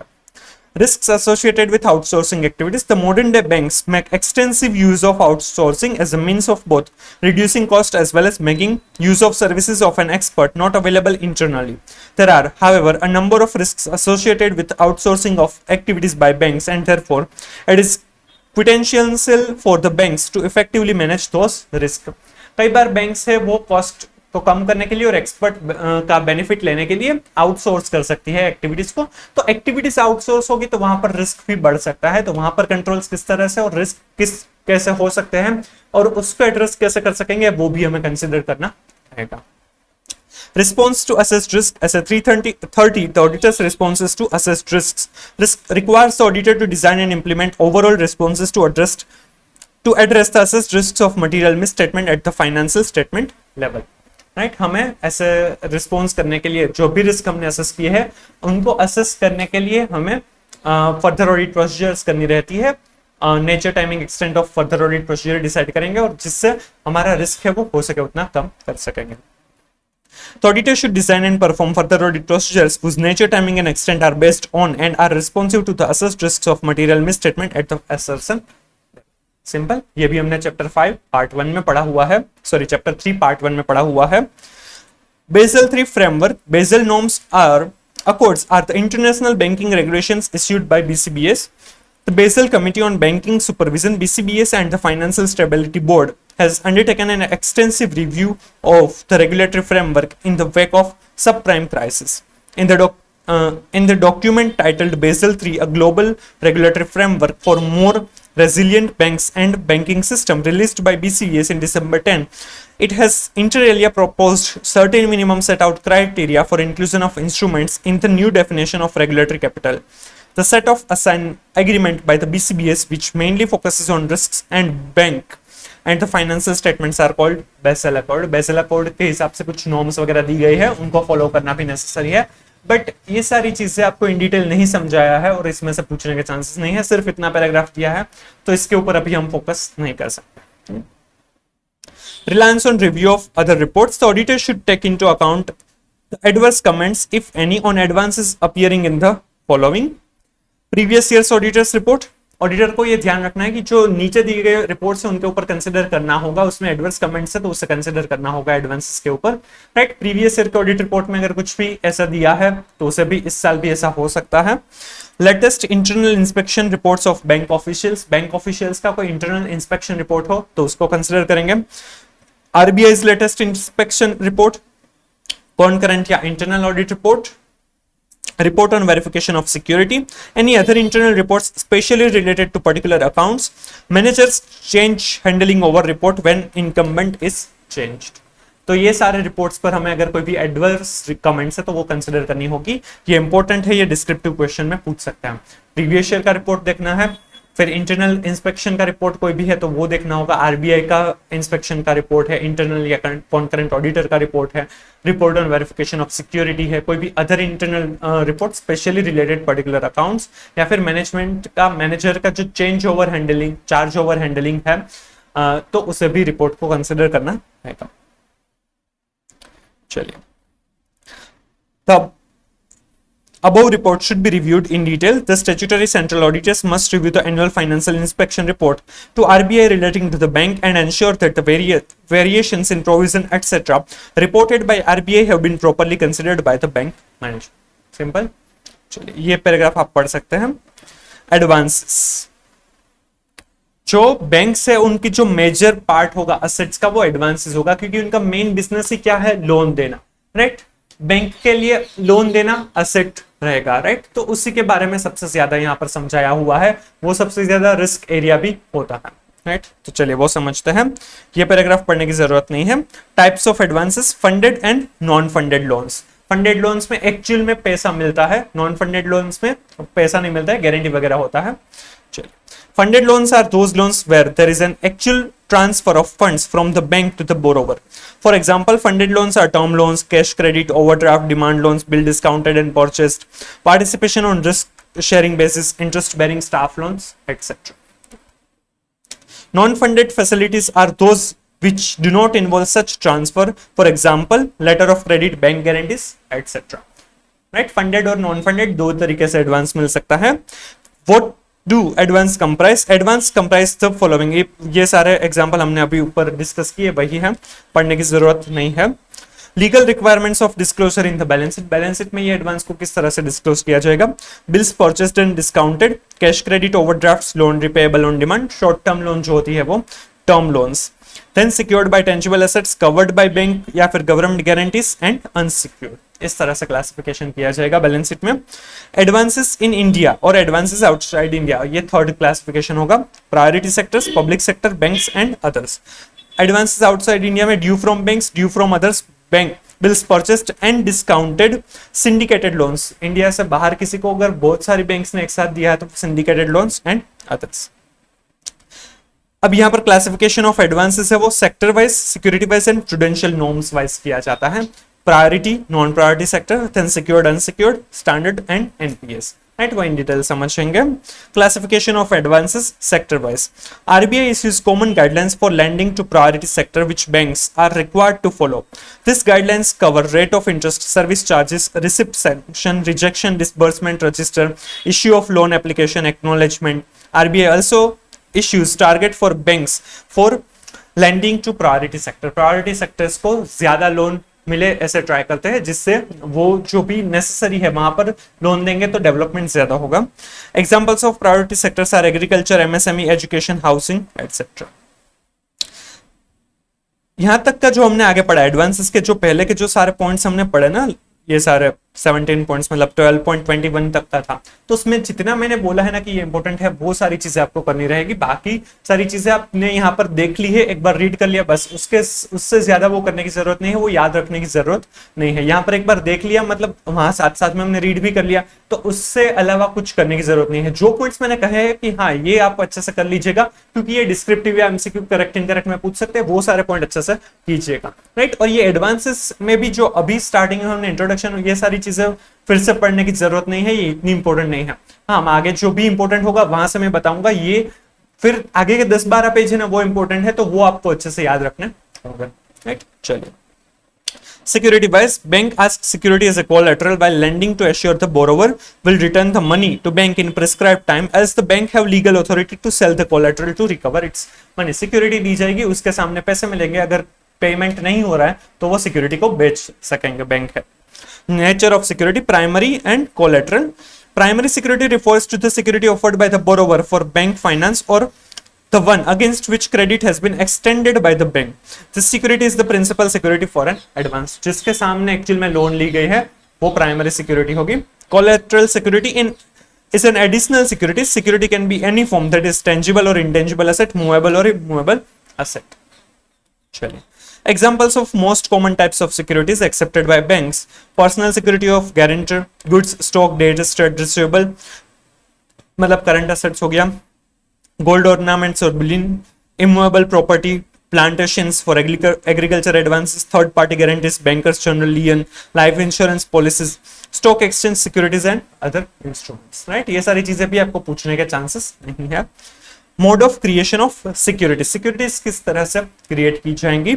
Depending on the nature of the item concerned, creation of security may take the form of mortgage, pledge, hypothecation, assignment, set off or lien. Mortgage are of several kinds, but the most important are the registered mortgage or the equitable mortgage. Mortgage अलग-अलग type के होंगे, but वो registered mortgage and equitable mortgage ज्यादा use किया जाता है. Mortgage में registered mortgage can be affected by the registered instrument called mortgage deed signed by the mortgager. It registers the property to the mortgagee as security. Mortgage deed बनता है और इसमें mortgager है वो mortgagee को security देता है. right? Equitable mortgage, on the other hand, is affected by the mere delivery of title deeds or other documents of title with intent to create security thereof. Equitable mortgage में सिर्फ title deeds वगैरह है वो सिर्फ जो person है, lender है, उनको दिया जाता है, उसमें अलग से कोई डीड नहीं बनता है. राइट, और वैसे भी वो अगर टाइटल डीड दे दिया है तो वो बेच तो नहीं सकता, वैसे सिक्योरिटी बन जाएगी. चल, pledge. A pledge thus involves bailment or delivery of goods by the borrower to the lending bank with the intention of creating a charge thereon as security for the advance.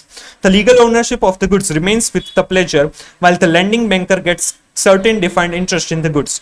The pledge of the goods constitutes a specific or a fixed charge. जो borrower है वो pledge में क्या करेंगे? Borrower lender को वो चीज दे देंगे, उनकी जो पोजीशन है वो लेंडर के पास रहेगी.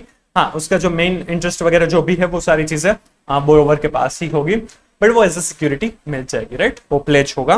Then hypothecation. Hypothecation is the creation of as an equitable charge, that is a charge created not by an express enactment but by equity and reason which is created in favour of lending bank by execution of hypothecation agreement in respect of the movable securities belonging to the borrower. जो borrower की चीजें है वो hypothecate की जाएगी to the lender, उसके लिए agreement बनाया जाएगा, बट उसमें एक्चुअल पोजीशन है वो लेंडर को नहीं दी जाएगी, वो बोरोवर के पास ही रहेगी. उसमें जनरली ये इन्वेंटरी वगैरह रहता है, तो इन्वेंटरी तो जो इन्वेंटरी है वो तो सेल करते रहेंगे बोरोवर, बट उसके ऊपर जो वैसे चार्ज क्रिएट हुआ होगा तो वो हाइपोथिकेटेड टुवर्ड्स लेंडर है, तो उसमें से इन्वेंटरी बेचेंगे, पैसे मिलेंगे, वो लेंडर को देते रहेंगे. राइट, तो ये हाइपोथिकेशन रहेगा. Neither ownership nor possession is transferred to the bank. However, the borrower holds the physical possession of the goods as an agent or a trustee of the bank. ना ही ownership ना ही possession lender को दी जाएगी, but वो जो borrower है वो as agent या फिर ट्रस्टी ऑफ द बैंक वो हाइपोथिकेट वो यूज कर रहा है. The borrower periodically submits statements regarding quantity and value of hypothecated assets, stocks, debtors, etc. to the lending banker on the basis of which the drawing power of the borrower is fixed. जो भी उनकी current assets है वो borrower को उनको bank को submit करती रहनी होगी. वो जनरली क्वार्टरली किया जाता है, पीरियोडिकली जो स्टेटमेंट है वो क्वार्टरली दिया जाता है. जो हमने चैप्टर 9 में अगर आपको याद हो तो पार्ट 3 के अंदर कवर अप किया था, जो बोरोविंग्स है उसके लिए जो भी कंपनी है वो बैंक को क्वार्टरली स्टेटमेंट सबमिट करेंगे, और वो जो क्वार्टरली स्टेटमेंट है वो बुक्स ऑफ अकाउंट्स के साथ मैच होते हैं या नहीं उसके ऊपर फाइनेंशियल स्टेटमेंट में डिस्क्लोजर देना कंपलसरी है. इवन कारो 2020 में भी था कि जो क्लोज 2 है, राइट, उसके अंदर जो सब क्लोज बी है उसके अंदर भी था कि ऑडिटर को रिपोर्ट करना है कि अगर जो वर्किंग कैपिटल लोन जो ली गई है वो 5 करोड़ से ज्यादा सैंक्शन लिमिट है, तो उसमें जो क्वार्टरली स्टेटमेंट दी है वो बुक्स ऑफ अकाउंट्स के साथ मैच होते हैं या नहीं. तो वो जो क्वार्टरली स्टेटमेंट है उसके ऊपर से हाइपोथिकेशन के लिए देना होगा, जिससे ड्रॉइंग पावर डिसाइड होगा, राइट। वो इन डिटेल हमें आगे भी पढ़ना है। Then assignments. Assignment represents the transfer of an existing or a future debt right or property belonging to a person in favor of another person. Only actionable claims, that is claim to any debt other than a debt secured by mortgage of immovable property or by hypothecation or a pledge of movable property, such as book debts and life insurance policies, are accepted by bank as a security by way of assignment. Assignment कौन सी चीजें हो सकती है? Book date या फिर life insurance policy है, वो assign कर सकते हैं कि भाई ले जा और इसमें से जो भी मिलेगा वो तेरा। An assignment gives the assignee about right over the monies or debts assigned to. Simple. Set off is a statutory right of a creditor to adjust wholly or partly the debit balance in the debtor's account against any credit balance lying in another account of the debtor. Debtor के एक account में debit balance है और दूसरे account में credit balance है, तो उन दोनों को सेट ऑफ कर सकते हैं। The right of set off enables a bank to combine two accounts, a deposit account and a loan account of the same person, provided both the accounts are in the same name and same right. That is, the capacity of the account holder in both accounts should be the same. दोनों ही एक ही person के नाम पर है, deposit भी और loan भी है, तो वो जो लोन के सामने उस डिपॉजिट में से वो पैसे उठा सकते हैं। For the purpose of set off, all branches of a bank are treated as one single entity. The right of set off can be exercised in respect of time barred debts also. Right? इसके लिए जो भी branches है वो सभी branches को एक ही entity माना जाएगा, और एक ब्रांच में डिपॉजिट है, दूसरी ब्रांच में लोन है, तो भी कोई मैटर नहीं होगा, दोनों को सेट ऑफ कर सकते। इवन ये टाइम बार्ड डेट्स के लिए भी कंसिडर किया जाएगा। Lien is a creation of a legal charge with consent of the owner, which gives a lender a legal right to seize and dispose or liquidate the asset under lien. Right? Lien में कुछ भी अगर payment नहीं हो रहा है तो वो सेल कर सकते हैं, राइट। ये राइट ऑफ लियन रहता है। चलिए, तो ये था अलग अलग तरीके से सिक्योरिटीज दे सकते हैं, ये आप एक बार पढ़ सकते हैं। सिंपल है, आपने इवन ये कॉन्ट्रैक्ट एक्ट वगैरह में भी पढ़ा होगा, तो ये सारी चीजें, ये टर्म्स से आप काफी अवेयर होंगे, तो इजी रहेगा, राइट। चलिए, अब जो पार्ट चालू हो रहा है वो काफी इंपॉर्टेंट है, इसमें से क्वेश्चंस पूछने के सबसे ज्यादा चांसेस है। ये जो 8-10 पेजेस है अब आगे के, वो सारे ही बहुत इंपॉर्टेंट है, ये अच्छे से कीजिएगा। सिंपल है, इजी है, याद रह जाएगा, बट इसमें से ये कोर पार्ट है of banking chapter, right. Bank का जो टर्म्स वगैरह है वो इसमें आई है, तो यहाँ पर सबसे ज्यादा इंपॉर्टेंट रहेगा, इसमें से क्वेश्चन बहुत ज्यादा पूछेंगे। Prudential norms on income recognition, asset classification and provisioning pertaining to advances. Advances है उनके लिए जो prudential norms है, जो advances है उनमें से कब हम इनकम रिकॉग्नाइज कर सकते हैं, उनमें कौन सा क्लासिफाई करना है, असेट को किस तरह से क्लासिफाई करना है, और उनके लिए कितना प्रोविजन करना है, वो सारी चीजें दी गई है, ये इंपॉर्टेंट है। Classification of assets as per RBI prudential norms. Classification of advances as per prudential norms, standard loans and non-performing assets, NPA loans. Standard loans है उनमें भी दो चीजें कवर अप होगी, एक स्टैंडर्ड रेगुलर एंड दूसरा SMA, special mention accounts. Special mention accounts में किस तरह से होगा, उसमें भी 3 डिवीजन किए गए हैं। एसएमए 0, जहां पर अकाउंट्स शोइंग स्ट्रेस साइन, लग रहा है कि शायद इसमें से कुछ गड़बड़ हो सकती है, तो एसएमए 0 बनाया जाएगा जिसमें स्ट्रेस साइन है। SMA 1, overdue between 31 to 60 days. 31 से 60 डेज के बीच के ओवरड्यू को एसएमए 1 में क्लासिफाई किया जाएगा। SMA 2, overdue between 61 to 90 days, जहां पर 61 to 90 डेज का ओवरड्यू है वहां पर एसएमए 2 में क्लासिफाई किया जाएगा। और एनपीए लोन्स है तो उसमें substandard, doubtful, D1 D2 D3 and loss, उस तरह से होगा। तो 90 डेज से ज्यादा ओवरड्यू होगा तो वो एनपीए में चला जाएगा, सबस्टैंडर्ड के अंदर, राइट। स्टैंडर्ड जो विद इन 90 डेज मिल जाएगा वो स्टैंडर्ड लोन्स। 90 डेज के बाद अगर 90 डेज से ज्यादा ओवरड्यू है तो एनपीए लोन्स कंसीडर किया जाएगा। तो वो जो स्टैंडर्ड लोन्स है उसमें भी स्टैंडर्ड रेगुलर और एसएमए स्पेशल मेंशन अकाउंट्स, उसमें भी 3, SMA 0, 1, 2 and SMA 0, 1 and 2। SMA 0 में जहां पर स्ट्रेस सिग्नल लग रहा है वो, एसएमए 1 जहां पर 31 to 60 डेज में ओवरड्यू है वो, एसएमए 2 61 to 90 डेज। मतलब एसएमए 0 होगा वो विद इन 30 डेज, उनका ओवरड्यू 30 डेज के अंदर अंदर होगा तो वो एसएमए 0 में आ सकता है। स्टैंडर्ड जहां पर रेगुलरली पेमेंट मिल जाता है तो उसे स्टैंडर्ड रेगुलर ही हम कंसिडर करेंगे। और 90 डेज से ज्यादा ओवरड्यू होगा तो वो एनपीए कंसिडर किया जाएगा। उसका क्लासिफिकेशन और प्रोविजनिंग हम आगे देखेंगे। चलिए, फिर non performing assets and assets become NPA when it ceases to generate income for bank. जब कोई भी एडवांसेस है उसमें से, एसेट में से बैंक को इनकम नहीं हो रही है, मिल नहीं रही है, तो उसे हम एनपीए नॉन परफॉर्मिंग एसेट्स कहेंगे। एनपीए इज लोन और an advance where interest and or installment of principal remain overdue for a period of more than 90 days in respect of term loan। अगर टर्म लोन है और उसमें 90 days से ज्यादा हो गया, उसमें इंस्टॉलमेंट नहीं मिला है, इंटरेस्ट नहीं मिला है, प्रिंसिपल अमाउंट नहीं मिली है, तो उसे हम एनपीए कह सकते हैं। अगर account remains out of order in respect of overdraft और कैश क्रेडिट, ओवरड्राफ्ट या फिर कैश क्रेडिट है, उसमें आउट ऑफ ऑर्डर अगर कहलाया जाएगा तो वो एनपीए कंसिडर किया जाएगा। इन केस ऑफ सीसी या फिर ओडीसीसीओडी है तो उसमें आउट ऑफ ऑर्डर होगा, उसमें 90 डेज वाला क्राइटेरिया नहीं होगा, वो थोड़ा सा अलग है, वो आगे दिया है, वो समझते हैं। And bill remains overdue for a period of more than 90 days in case of bills purchased and discounted. अगर bill remain overdue for 90 days तो वो भी एनपीए कंसिडर कहा जाएगा। चलिए, आउट ऑफ ऑर्डर सबसे पहले दिया है, सीसी या फिर ओडी है तो उसे आउट ऑफ ऑर्डर कंसिडर, अगर आउट ऑफ ऑर्डर होगा तो वो एनपीए कंसिडर कहा जाएगा। पर आउट ऑफ ऑर्डर क्या है वो यहां पर समझाया हुआ है। An account should be treated as out of order if the outstanding balance remains continuously in excess of the sanction limit या फिर drawing power.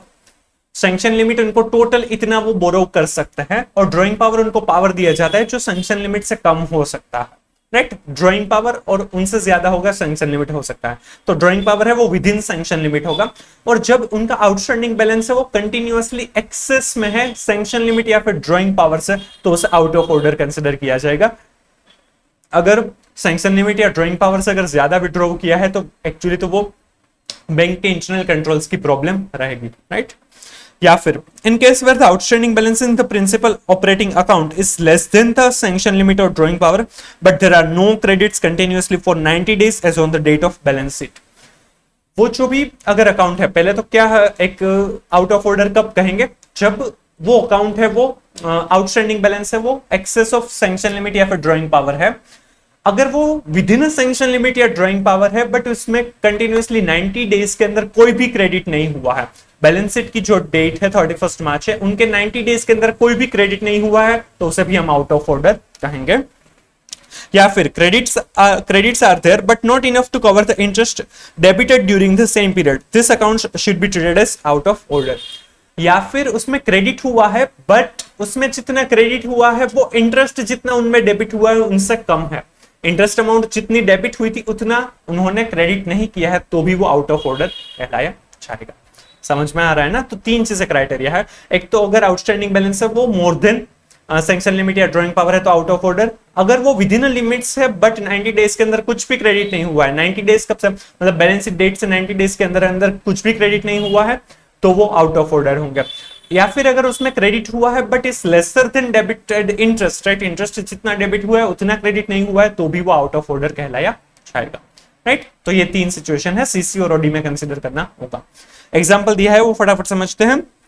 A Limited has been sanctioned a cash credit facility by ADB Bank Limited for rupees 50 lakhs, but as per the stock statements furnished for the last quarter, the bank has calculated drawing power to be rupees 42 lakhs. Sanction कितना हुआ है 50 lakhs cash credit facility, but उनका जो drawing power हुआ है उस हिसाब से वो 42 lakhs drawing कर सकते हैं। In this case, the account would be treated as out of order if the outstanding balance remains continuously in excess of rupees 50 lakhs or 42 lakhs, whatever the case may be. Right? या फिर outstanding balance in the account is less than rupees 42 lakhs but there are no credits or any payments deposited into this account continuously for 90 days as on the date of balance sheet।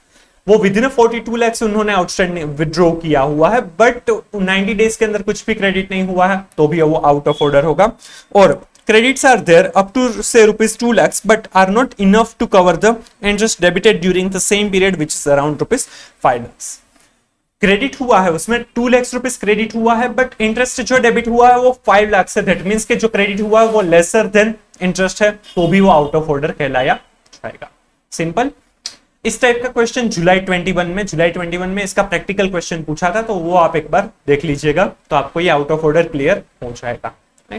चलिए, ये important है, ये practical question में पूछ सकते हैं, even correct incorrect MCQ भी पूछ सकते हैं।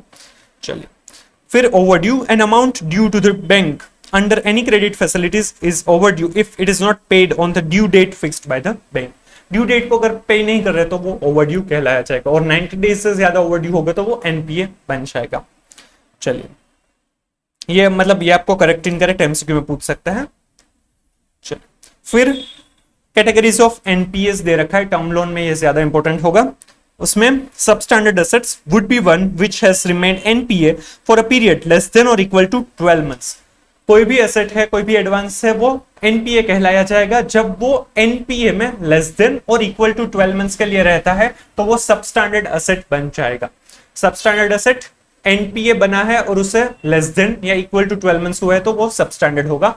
उसका क्लासिफिकेशन सबस्टैंडर्ड एसेट के हिसाब से किया जाएगा, और उसमें जो प्रोविजन होगा वो 15% किया जाएगा, उसके सामने 15% प्रोविजन किया जाएगा। मतलब कि 90 डेज से ऊपर जो भी ओवरड्यू है वो सबस्टैंडर्ड एसेट में रहेगा टिल 12 मंथ्स। जहां से वो सबस्टैंडर्ड बना है, जहां से वो एनपीए बना है, वहां से 1 साल तक वो सबस्टैंडर्ड एसेट कहलाया जाएगा। उसमें 15% प्रोविजन करना है। Doubtful assets would be one which has remained in the substandard category for a period of 12 months. जो 12 मंथ्स के लिए सबस्टैंडर्ड कैटेगरी में रही है, उसके बाद सब कैटेगरी से उनके डाउटफुल में doubtful up to 1 year. Substandard category में 12 महीने हो गए, उनके बाद वो डाउटफुल में आएगा और वो 1 साल तक उसमें D1 में कंसिडर किया जाएगा, जिसके ऊपर 25% अगर सिक्योर्ड एडवांसेस है तो उसके ऊपर 25% एडवांस पर हम प्रोविजन करेंगे, और अनसिक्योर्ड है तो 100% हम प्रोविजन कर देंगे। डाउटफुल फॉर 1 to 3 years के लिए है D2, तो 40% एंड 100% प्रोविजनिंग रहेगा। Doubtful more than 3 years D3 में दोनों में सिक्योर्ड या अनसिक्योर्ड कुछ भी हो 100% हम प्रोविजन कर देंगे। राइट, ये इंपॉर्टेंट है। डाउटफुल सबस्टैंडर्ड में 1 साल रहने के 12 महीने हो गए, उनके बाद अगर 1 साल तक रहेगा तो वो D1 उसमें जो प्रोविजन होगा वो सिक्योर्ड और अनसिक्योर्ड में 25 एंड 100। 1 to 3 years के लिए 40 एंड 100%, और जो मोर देन 3 years के लिए आउटस्टैंडिंग है उसमें 100% का हम प्रोविजन करेंगे। Loss assets would be one where loss has been identified by the bank or internal or external auditors or the RBI inspection, but the amount has not been written off only. Loss assets RBI को लग रहा है या फिर auditor को लग रहा है कि ये तो गए, तो उसे लॉस एसेट्स कंसिडर कर देंगे, उसमें 100% प्रोविजन कंसिडर किया जाएगा। राइट, ये प्रोविजन वगैरह चीजें इंपॉर्टेंट है। मतलब यहाँ पर एसेट क्लासिफिकेशन हो गया, यहाँ पर प्रोविजनिंग हो गया। इनकम रिकॉग्निशन के बारे में हमने आगे पढ़ा था कि जो भी एनपीए है उसमें इनकम तभी रिकॉग्नाइज करना है, जो इंटरेस्ट है वो तभी रिकॉग्नाइज करना है जब एक्चुअल में रिसीव हो, क्योंकि अक्रूवल बेसिस पर अब हम इंटरेस्ट रिकॉग्नाइज नहीं कर सकते क्योंकि इसमें डाउट है कि हमें मिलेंगे या नहीं, और हम रिकवरी के बेसिस पर इनकम रिकॉग्नाइज करते हैं इसलिए। राइट, चलिए, ये काफी इंपॉर्टेंट है, ये पूछ सकते हैं। Classification of as NPA should be based on record of recovery. Availability of security or net worth of borrower or guarantor is not to be taken into account for the purpose of treating an advance as NPA or otherwise. कोई भी advance को हमें NPA consider करना है या नहीं, उसके लिए हम उसकी सिक्योरिटी या उनके नेटवर्थ को कंसिडर नहीं करना है, उसके पास से पैसे मिल रहे हैं या नहीं उसी को कंसिडर करना है। अगर नहीं दे रहे हैं, 90 डेज से ज्यादा ओवरड्यू है, तो वो एनपीए हो जाएगा। Simple. Asset classification would be borrower wise and not facility wise. All facilities including investments and securities would be termed as NPA. जो भी हमें एनपीए करना है वो बोरोवर वाइज करना है। एक बोरोवर ने मोर देन 1 लोन ले रखी है और एक ही लोन में वो पैसे नहीं दे रहे तो भी वो पूरा बोरोवर है, उनकी जितने भी एसेट्स है, जितने भी एडवांसेस है, वो सारे ही एनपीए कंसिडर किए जाएंगे। वो बोरोवर वाइज है, वो फैसिलिटी वाइज नहीं है। राइट, ये एग्जांपल पढ़ लेंगे तो पता चल जाएगा। और ये 1 और 2 दोनों ही पॉइंट एक बार करेक्ट इनकरेक्ट में पूछे हुए हैं, इंपॉर्टेंट है, ये भी प्रैक्टिकल क्वेश्चन इनसे बन सकता है। Right, simple. चलिए, accounts regularized near the balance sheet date. The asset classification of borrower account where a solitary or a few credits are recorded before the balance sheet should be handled with care and without scope for subjectivity. Where the account indicates inherent weakness on the basis of the data available, the account should be deemed as NPA. कई बार ऐसा हो सकता है कि कोई एक account में बहुत टाइम से पैसा नहीं मिल रहे हैं, बट जो बैंक के एम्प्लॉयज है उनको पता चल गया, मैनेजर वगैरह ब्रांच है उनको पता चल गया कि ये सारी चीजें ना एनपीए में आ जाएगी, तो ऑडिटर है वो उनके लिए बताएंगे, मिस स्टेटमेंट कंसिडर करेंगे। राइट, ऐसी चीज हो सकती है। तो वो अकाउंट्स में वो सारे लोग बताएंगे, उनके जो अकाउंट्स है जिनको लोन दिया है उनको रिक्वेस्ट करेंगे कि भाई आप थोड़े से अमाउंट क्रेडिट कर दीजिए ताकि आपकी आपका जो अकाउंट है वो एनपीए ना हो, ऐसी कुछ चीजें हो सकती है। तो बैलेंस शीट डेट के आसपास अगर बहुत ज्यादा ही एंट्रीज हो गई, मतलब या फिर कुछ एंट्रीज की वजह से थोड़ा सा क्रेडिट कर दिया इसलिए एनपीए में क्लासिफाई ना हो, ऐसी कुछ चीजें आपको मिल रही है या फिर आपको लग रहा है ये अकाउंट वीकनेस है इसमें, तो वो डीम्ड एनपीए बन जाएगा, उसमें ध्यान रखना होगा, उसे हम एनपीए कंसिडर करना ही रहेगा, राइट। चलिए, government guaranteed advances, central government guaranteed advances where the guarantee is not invoked or repudiated would be classified as standard asset but regarded as NPA for income recognition purpose। Central government guaranteed advance है तो वो जो guarantee है वो भले ही ना invoke हुई हो तो उससे हमें स्टैंडर्ड एसेट्स ही कंसिडर करना रहेगा, उससे हम एनपीए कंसिडर नहीं करेंगे। बट हाँ, इनकम रिकॉग्निशन जो करेंगे वो एनपीए कंसिडर करना होगा, उसमें जब रिकवरी होगी तभी हमें कंसिडर करना होगा। ये सिर्फ सेंट्रल गवर्नमेंट गारंटीड एडवांसेस में होगा। The situation would be different if the advance is guaranteed by state government, where advance is to be considered NPA if it remains overdue for more than 90 days for both provisioning and income recognition purpose। But अगर state government होगा तो उन्होंने जो guarantee दी है तो उसमें तो NPA की जो नॉर्मल टर्म्स है, वो नॉर्मल नॉर्म्स है, वही कंसिडर करनी है। अगर वो overdue for more than 90 days है तो उसे हमें एनपीए कंसिडर करना होगा for provisioning as well as income recognition. Simple. चलिए, एडवांसेस अंडर कंसोर्टियम, कंसोर्टियम मतलब मोर देन वन बैंक साथ में मिलकर किसी को बोरो देते हैं, लैंड करते हैं, right. Consortium advances means an advancing loans to borrower by two or more banks jointly by forming a consortium. Joint appraisal, control and monitoring will facilitate for exchange of valuable information among the banks. Usually a bank with a higher share will lead the consortium। जो सबसे ज्यादा loan दे रहे हैं वो lead करेंगे consortium को, right? Consortium advances should be based on the record of recovery of the respective individual member banks and other aspects having a bearing on the recoverability of the advances। यहाँ पर जो भी हमें consider करना है individual recoverability किस तरह से है बैंक की, उसी हिसाब से सब कुछ क्लासिफिकेशन प्रोविजनिंग वगैरह रहेगा। कंसोर्टियम में एक बैंक को रिकवर हो रहा है तो वो एनपीए कंसिडर नहीं करेगा, बट दूसरी बैंक को नहीं मिल रहा है तो वो एनपीए कंसिडर कर सकता है।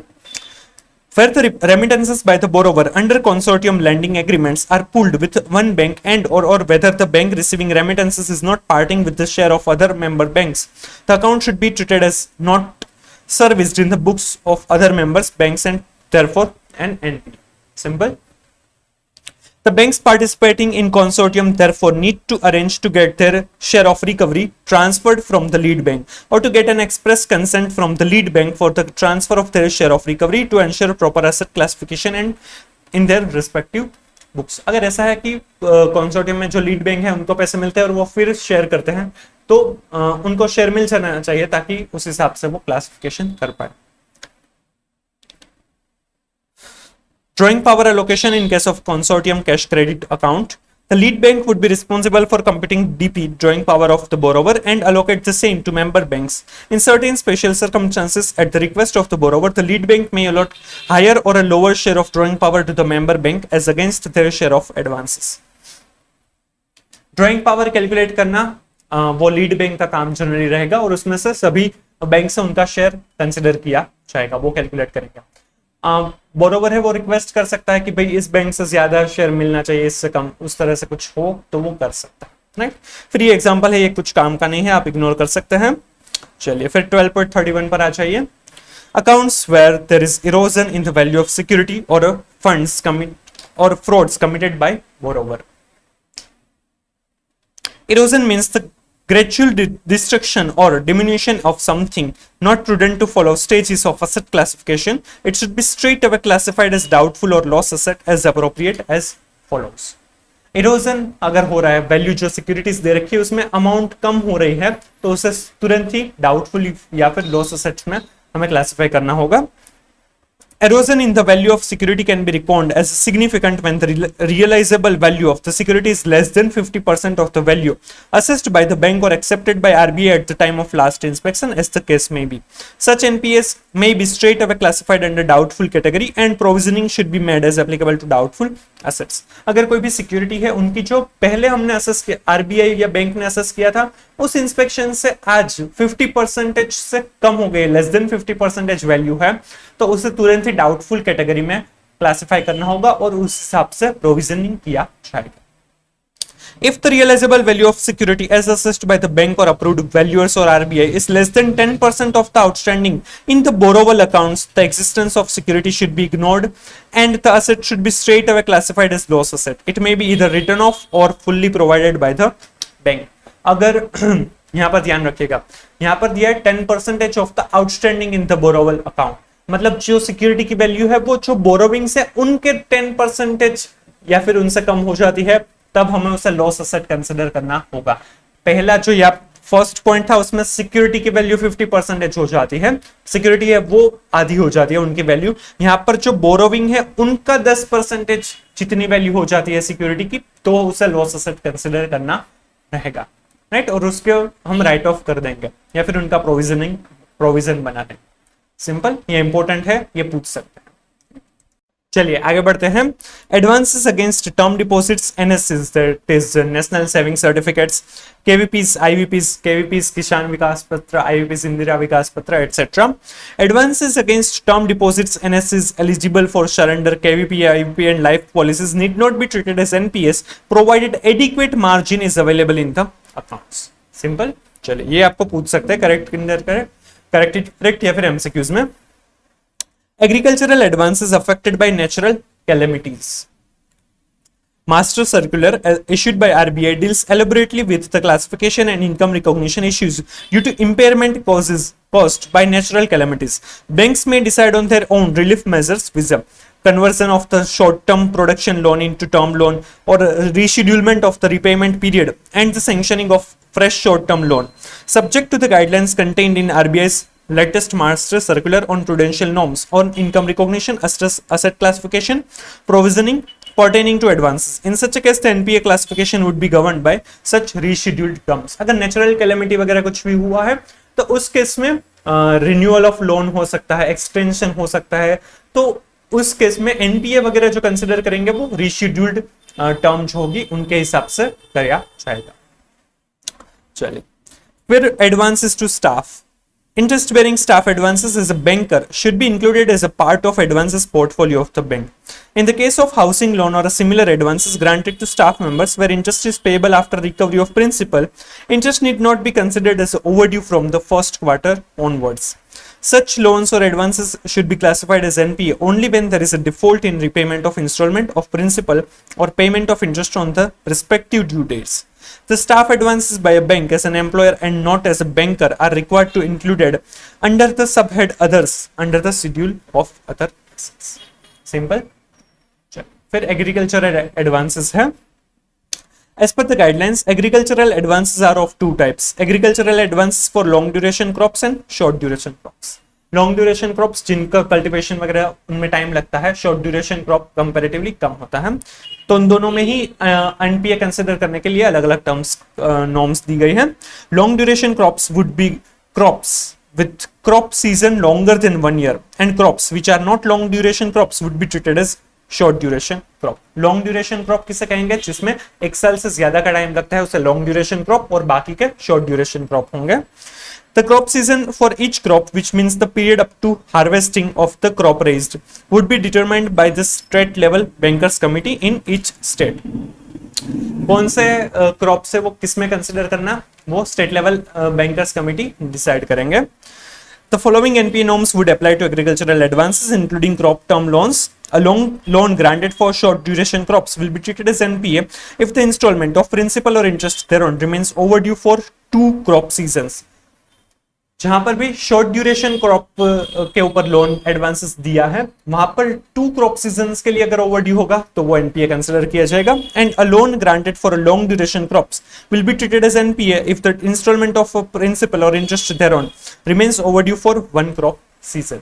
एग्रीकल्चरल एडवांसेस में 90 डेज वाला क्राइटेरिया नहीं होगा, यहाँ पर ये क्रॉप सीजन वाला क्राइटेरिया रहेगा। ये इंपॉर्टेंट है, ये पूछ सकता है, राइट। चलिए, तो यहां तक का जो था advance classification, asset classification, provisioning के बारे में सब कुछ था, इनकम रिकॉग्निशन के बारे में था। ये काफी इंपॉर्टेंट पॉइंट था, इसमें से पूछने के चांसेस ज्यादा है, राइट। नेक्स्ट पॉइंट जो है वो कंप्यूटेशन ऑफ ड्राइंग पावर है, ये भी काफी इंपॉर्टेंट टॉपिक है। चलिए, drawing power generally addressed as DP is an important concept for cash credit facility availed from banks and financial institution. Drawing power is the limit up to which a firm or a company can withdraw from the working capital limit sanction. Drawing power क्या होता है, ये cash credit के लिए ज्यादा important है, जिसके हिसाब से सैंक्शन लिमिट जो है उसमें से कितना वो विड्रॉ कर सकते हैं वो ड्रॉइंग पावर कहलाया जाता है. Different from sanction limit, the sanction limit is the total exposure that a bank can take on a particular client for facilities like cash credit, overdraft, export packing credit, non-funded exposures, etc. On the other hand, drawing power refers to the amount calculated based on primary security less margin on a particular date. Sanction limit total कितना exposure है, right? वो sanction limit है. Drawing power है वो regularly calculate किया जाएगा, उनकी जो सिक्योरिटी है उनके बेसिस पर उसमें से मार्जिन्स को डिडक्ट करने के बाद ड्रॉइंग पावर कैलकुलेट किया जाता है. Consideration: all accounts should be kept within both the drawing power and the sanction limit at all times. The accounts which exceed the sanction limit or drawing power or are against unapproved securities or are otherwise irregular should be brought to the notice of the management or head office regularly. अगर कोई भी account है उसको ध्यान में रखना है कि वो sanction limit or drawing power के अंदर ही हो, राइट? अगर वो ज्यादा विड्रॉ कर रहा है तो वो मैनेजमेंट या हेड ऑफिस के ध्यान में आना चाहिए. ये इंटरनल कंट्रोल प्रोसेस ऐसी होनी चाहिए. और वैसे भी सैंक्शन लिमिट या ड्रॉइंग पावर से ज्यादा विड्रॉ किया है तो वो out of order NPA consider भी किया जाएगा. Bank's duties: bank should ensure that drawings in the working capital account are covered by the adequacy of the current assets. Drawing power is required to be arrived at based on current stock statement. However, considering the difficulties of large borrowers, stock statements relied upon by the banks for determining drawing power should not be older than 3 months. Stock statement के basis पर drawing power consider किया जाएगा, but drawing power के लिए stock statement हर रोज तो कोई नहीं दे सकता ना, खुद का काम करेंगे या फिर स्टॉक स्टेटमेंट ही बनाते रहेंगे.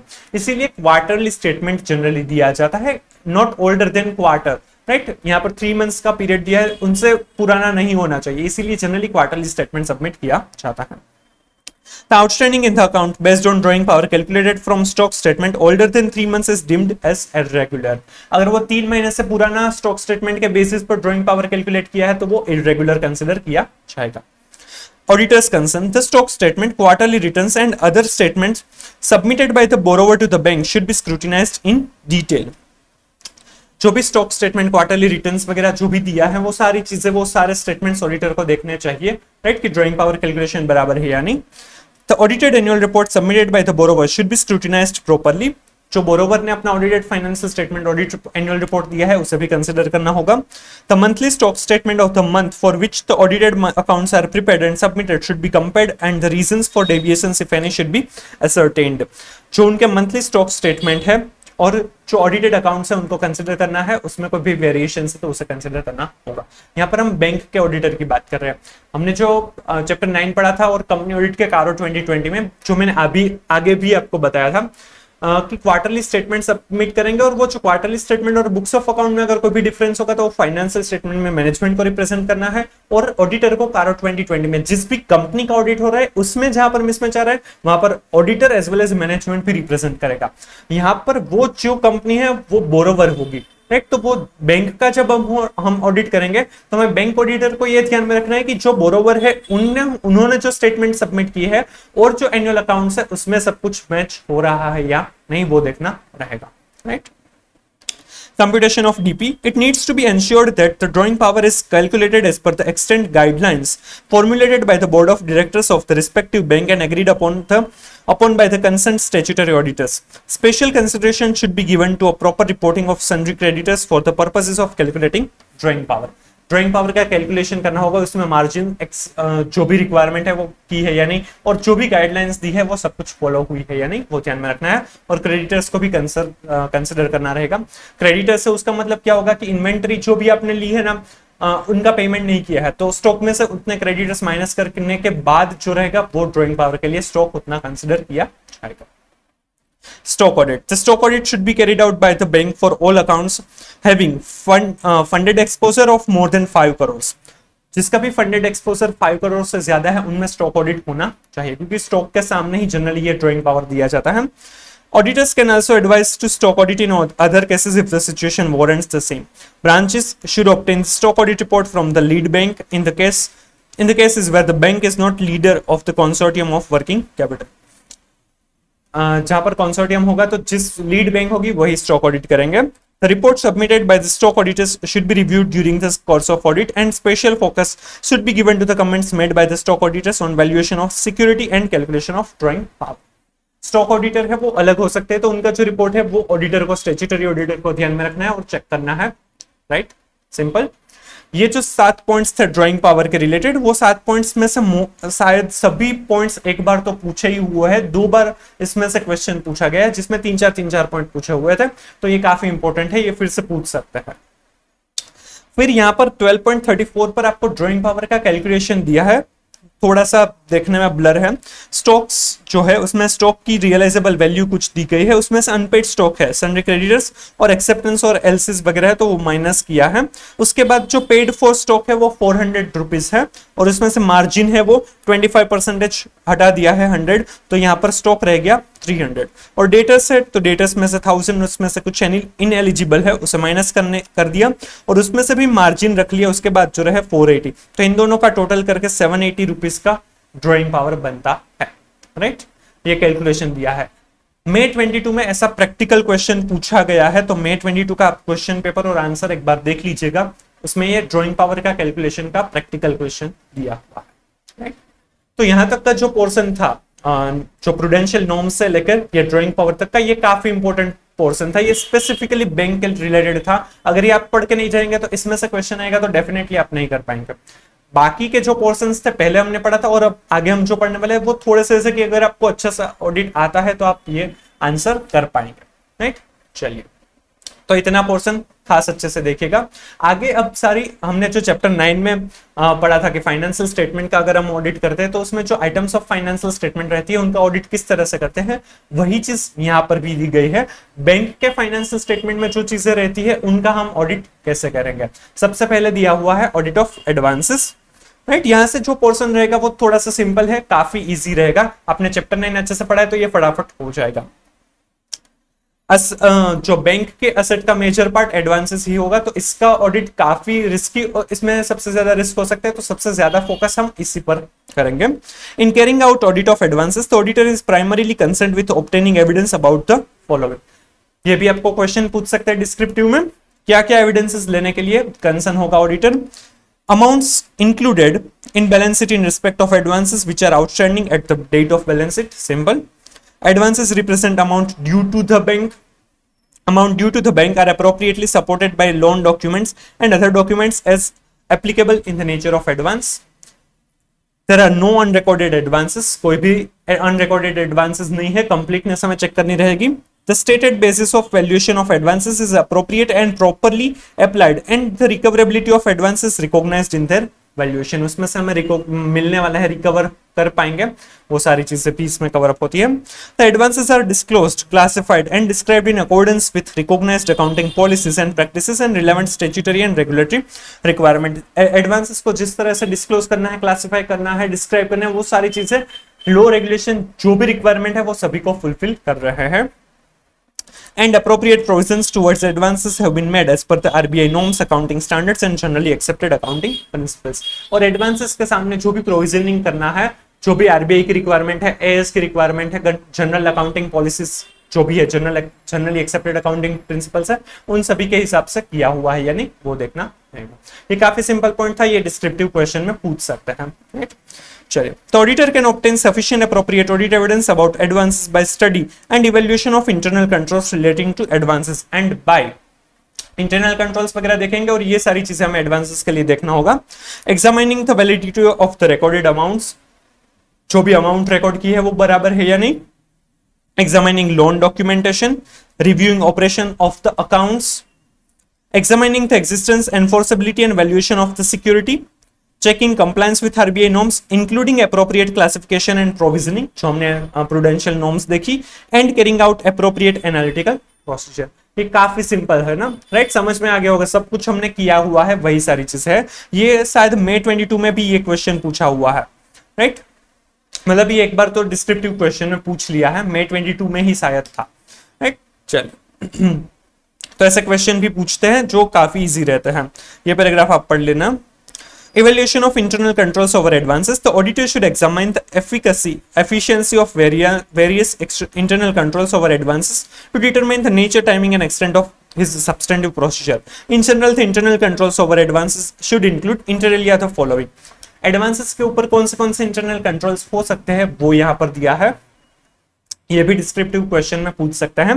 Bank should make an advance only after satisfying itself as to creditworthiness of the borrower and after obtaining sanction from the appropriate authorities of the bank.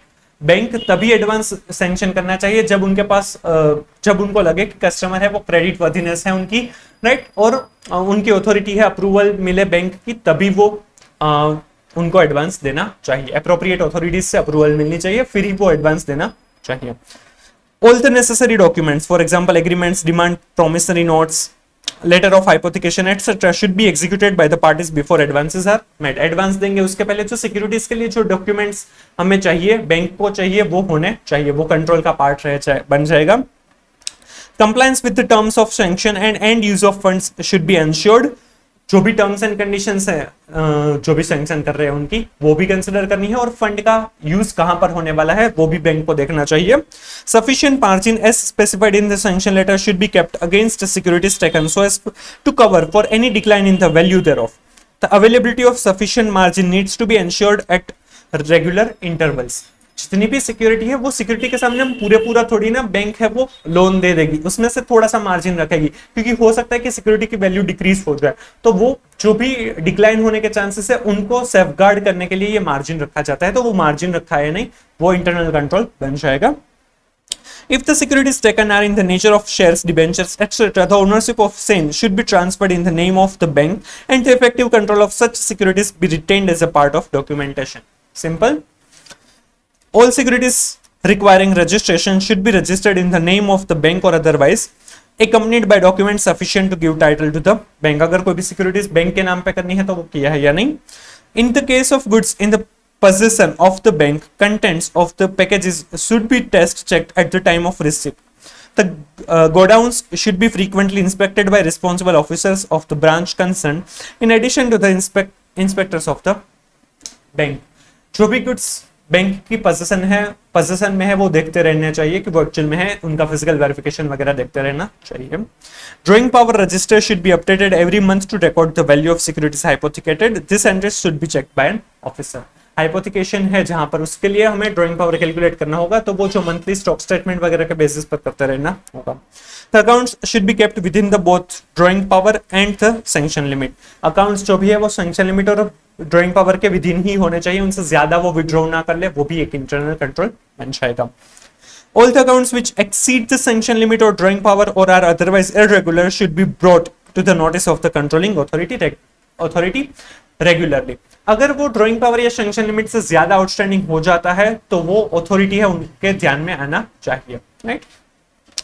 And operation of each advance account should be reviewed at least once a year and at more frequent intervals in case of a large advances.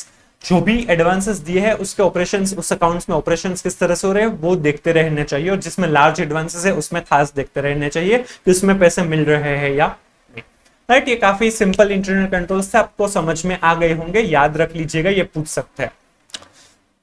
उसके बाद audit of revenue items दिया है, उसके लिए PNL account का statement है, पर ये काम का नहीं है, ये आपको एडवांस अकाउंट में आया होगा तो आप वहां से कंसिडर कर सकते हैं. बाकी ये यहाँ ऑडिट में ये पूछने के चांसेस नहीं है, राइट.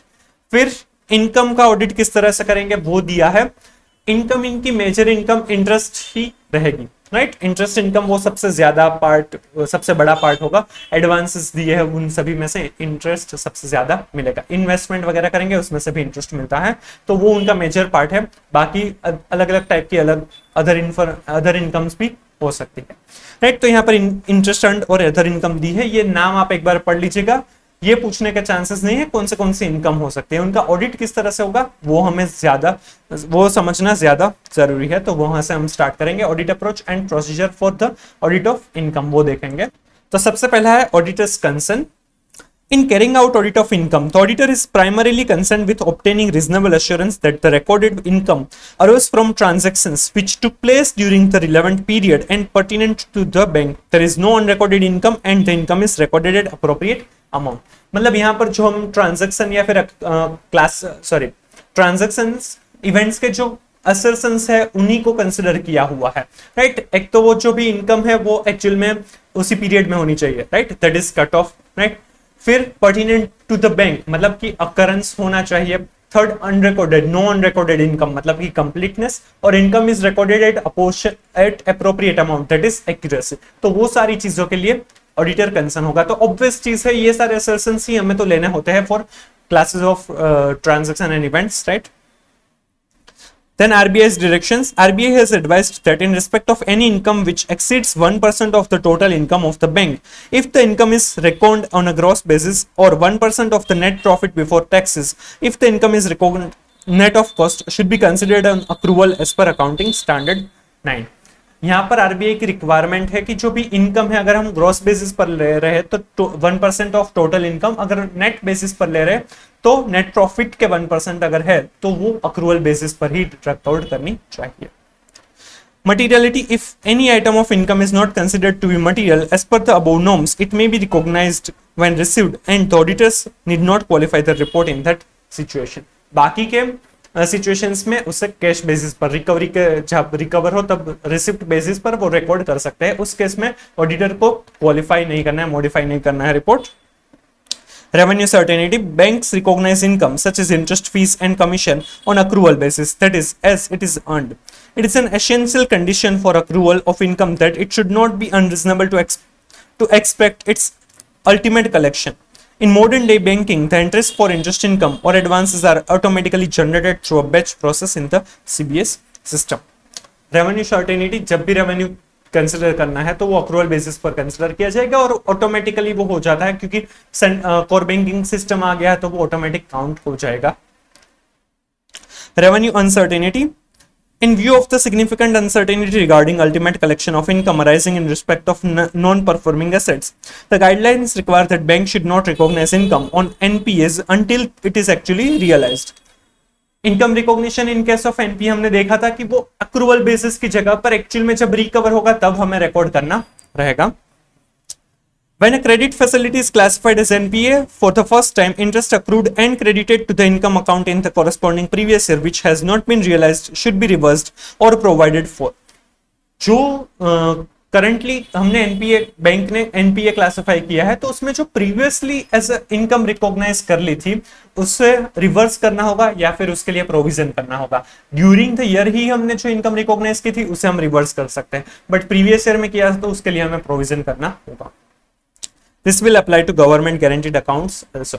गवर्नमेंट गारंटीड अकाउंट्स होंगे तो उसमें भी इनकम तो अक्रूवल बेसिस पर नहीं रिकॉग्नाइज होगी, वो जब रिसीव होगी तभी रिकॉग्नाइज होगी इन case of NPS, right. Central government guaranteed होगा तो उसमें असेट क्लासिफिकेशन और प्रोविजन नहीं करना होगा, बट इनकम तो एनपीए के हिसाब से कंसिडर करना है।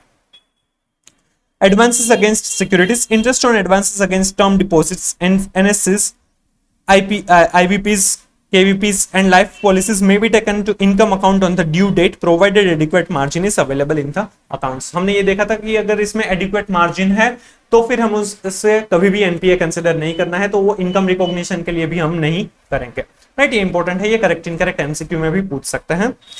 Bill purchased. In case of bill purchased outstanding at the close of the year and year, the discount received thereon should be properly apportioned between the 2 years. The unexpired discount rebate on bill discounted, that is, where part of receipt comprising discount charges on bills purchased related to the period beyond the year end should be recorded as other liabilities. Interest or discount component paid by the bank or a branch on rediscount of bill from the financial institution is not to be netted off from the discount on bill discounted.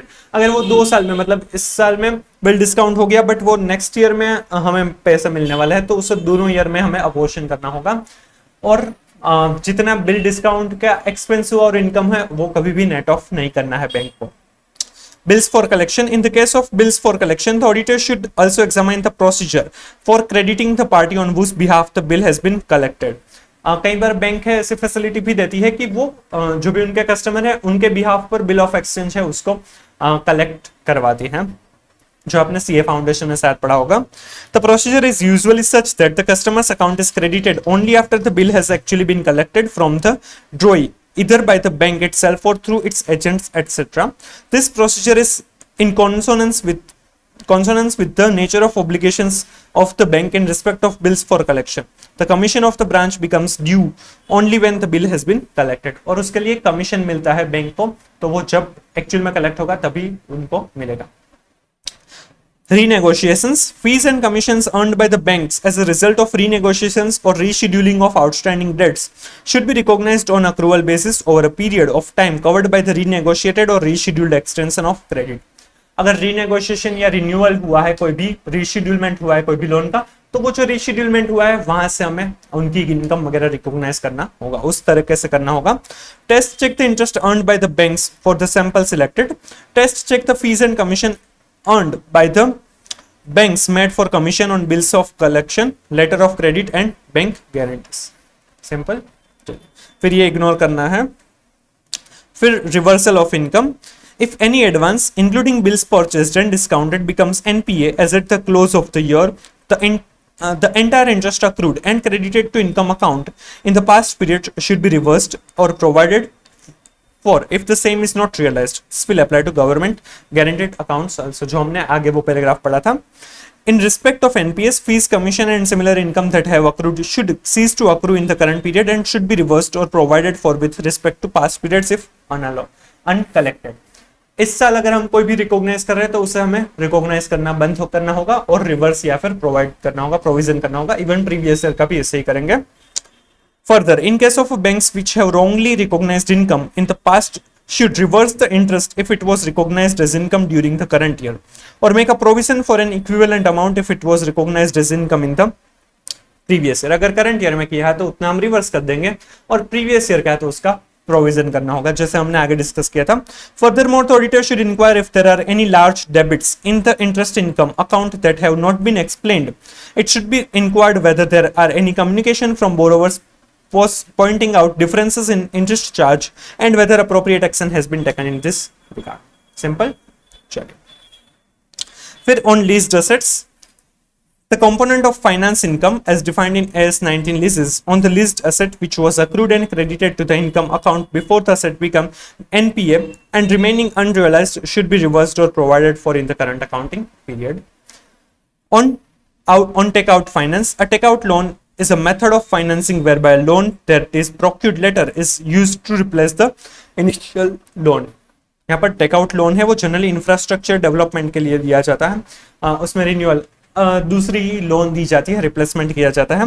More specifically a takeout loan और takeout financing is long term financing that our lender promises to provide at a particular date or when particular criteria for completion of a project are met.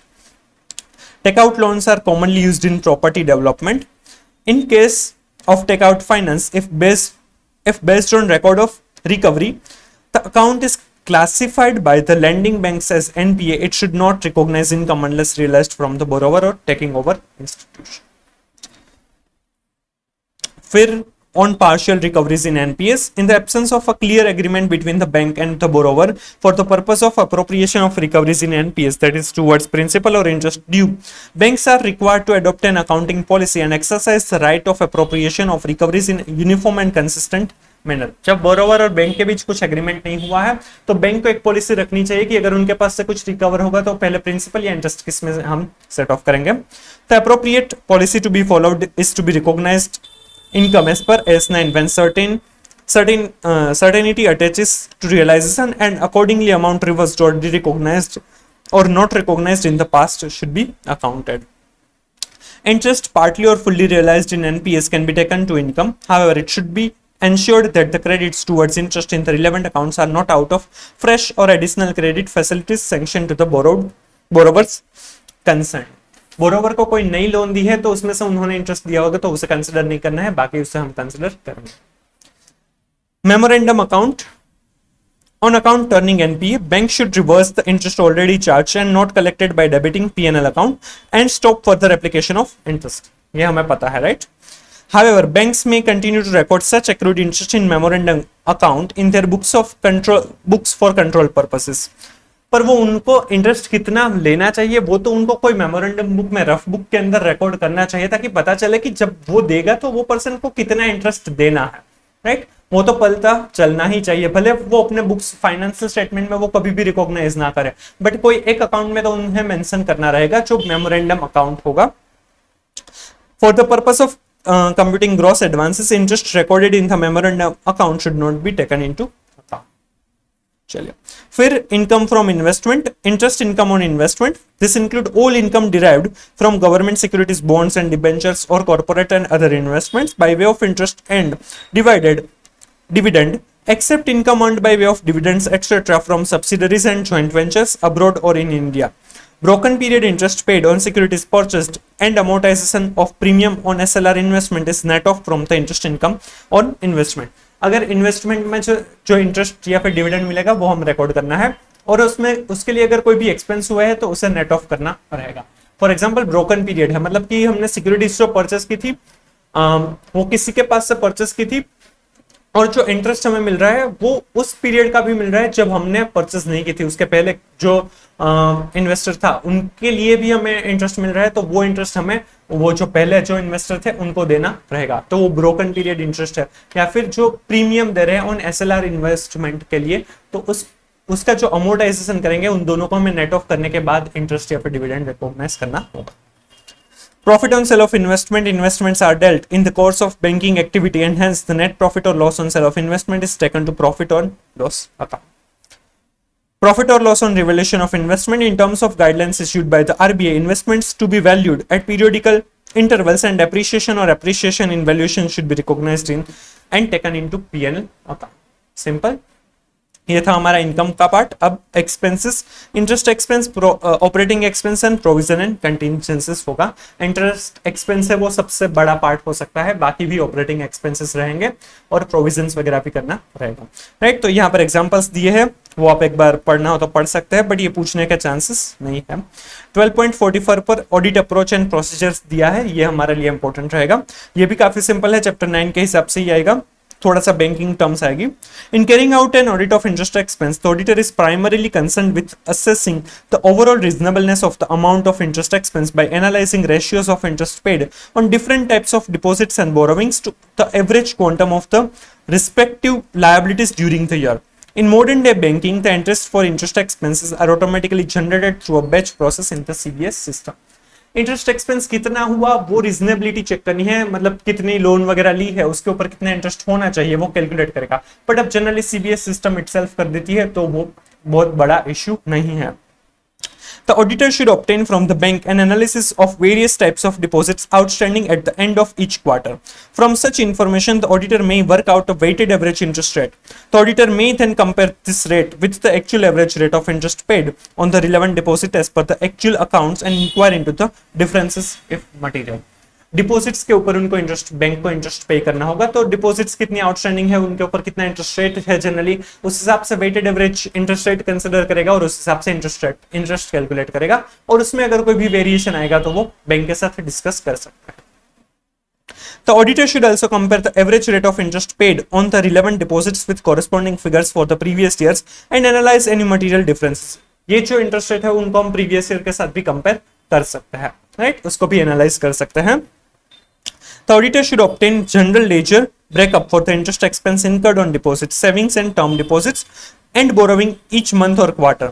The auditor should analyze month on month or quarter on quarter cost analysis and document the reasons for the variances as per the benchmark stated। वो monthly quarterly कर सकते हैं, और month और quarter on quarter कितना changes differences आ रहे हैं वो हम आइडेंटिफाई कर सकते हैं। He should examine whether the interest expense considered in the cost analysis agrees with the general ledger। The auditor should understand the process of computation of the average balances and recompute the same on sample basis। Simple। चलिए, auditor should on test check basis verify the calculation of interest and ensure that interest has been provided on all deposits up to the date of balance sheet। सभी deposits पर interest आ गया है या नहीं वो देखना होगा। Interest rates are in accordance with the bank's internal regulation, the RBI directives and agreements with the respective deposit holder। Interest rates है वो बराबर है या नहीं, जो भी टर्म्स गाइडलाइंस दे रखी है वो सभी को फुलफिलमेंट किया है या नहीं वो देखना होगा। Interest on saving accounts are in accordance with rules framed by the bank और RBI in this behalf, and interest on inter branch balances has been provided at the rates prescribed by the head और RBI, right. ये आपको descriptive question में अलग से भी पूछ सकते हैं, चलिए, the auditor should ascertain whether there are any changes in interest rates on saving accounts and term deposits during the period.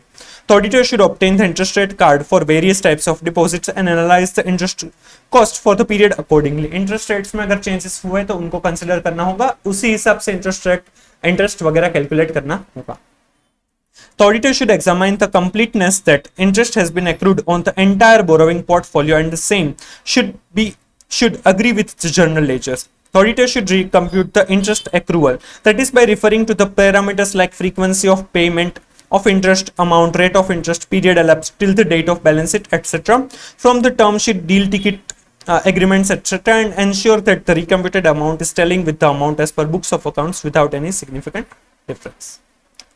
चलिए, for audit of operating expenses, the auditor should study and evaluate the system of internal control relating to expenses, including authorization procedure, in order to determine the nature, timing, and extent of his audit procedure. The auditor should examine whether there are any divergent trends in respect of major items of expenses.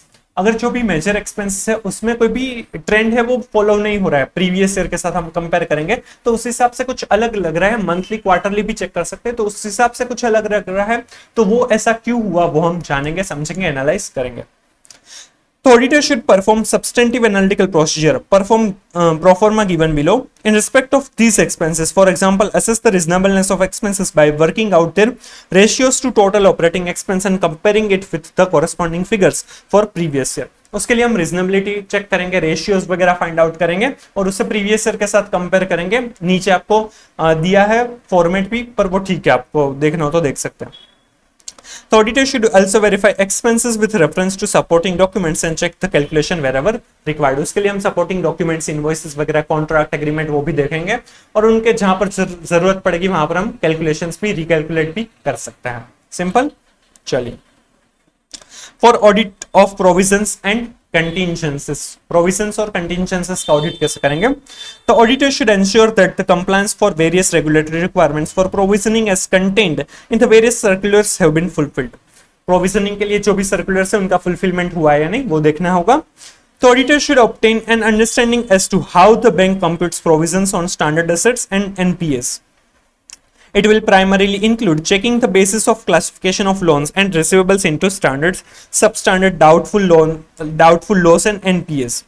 Classification है वो बराबर है या नहीं, उसी हिसाब से provision हुआ है या नहीं वो देखना होगा. The auditor may verify the loan classification on a sample basis. Loan का classification है वो बराबर हुआ है या नहीं वो हम sample basis पर check कर सकते हैं.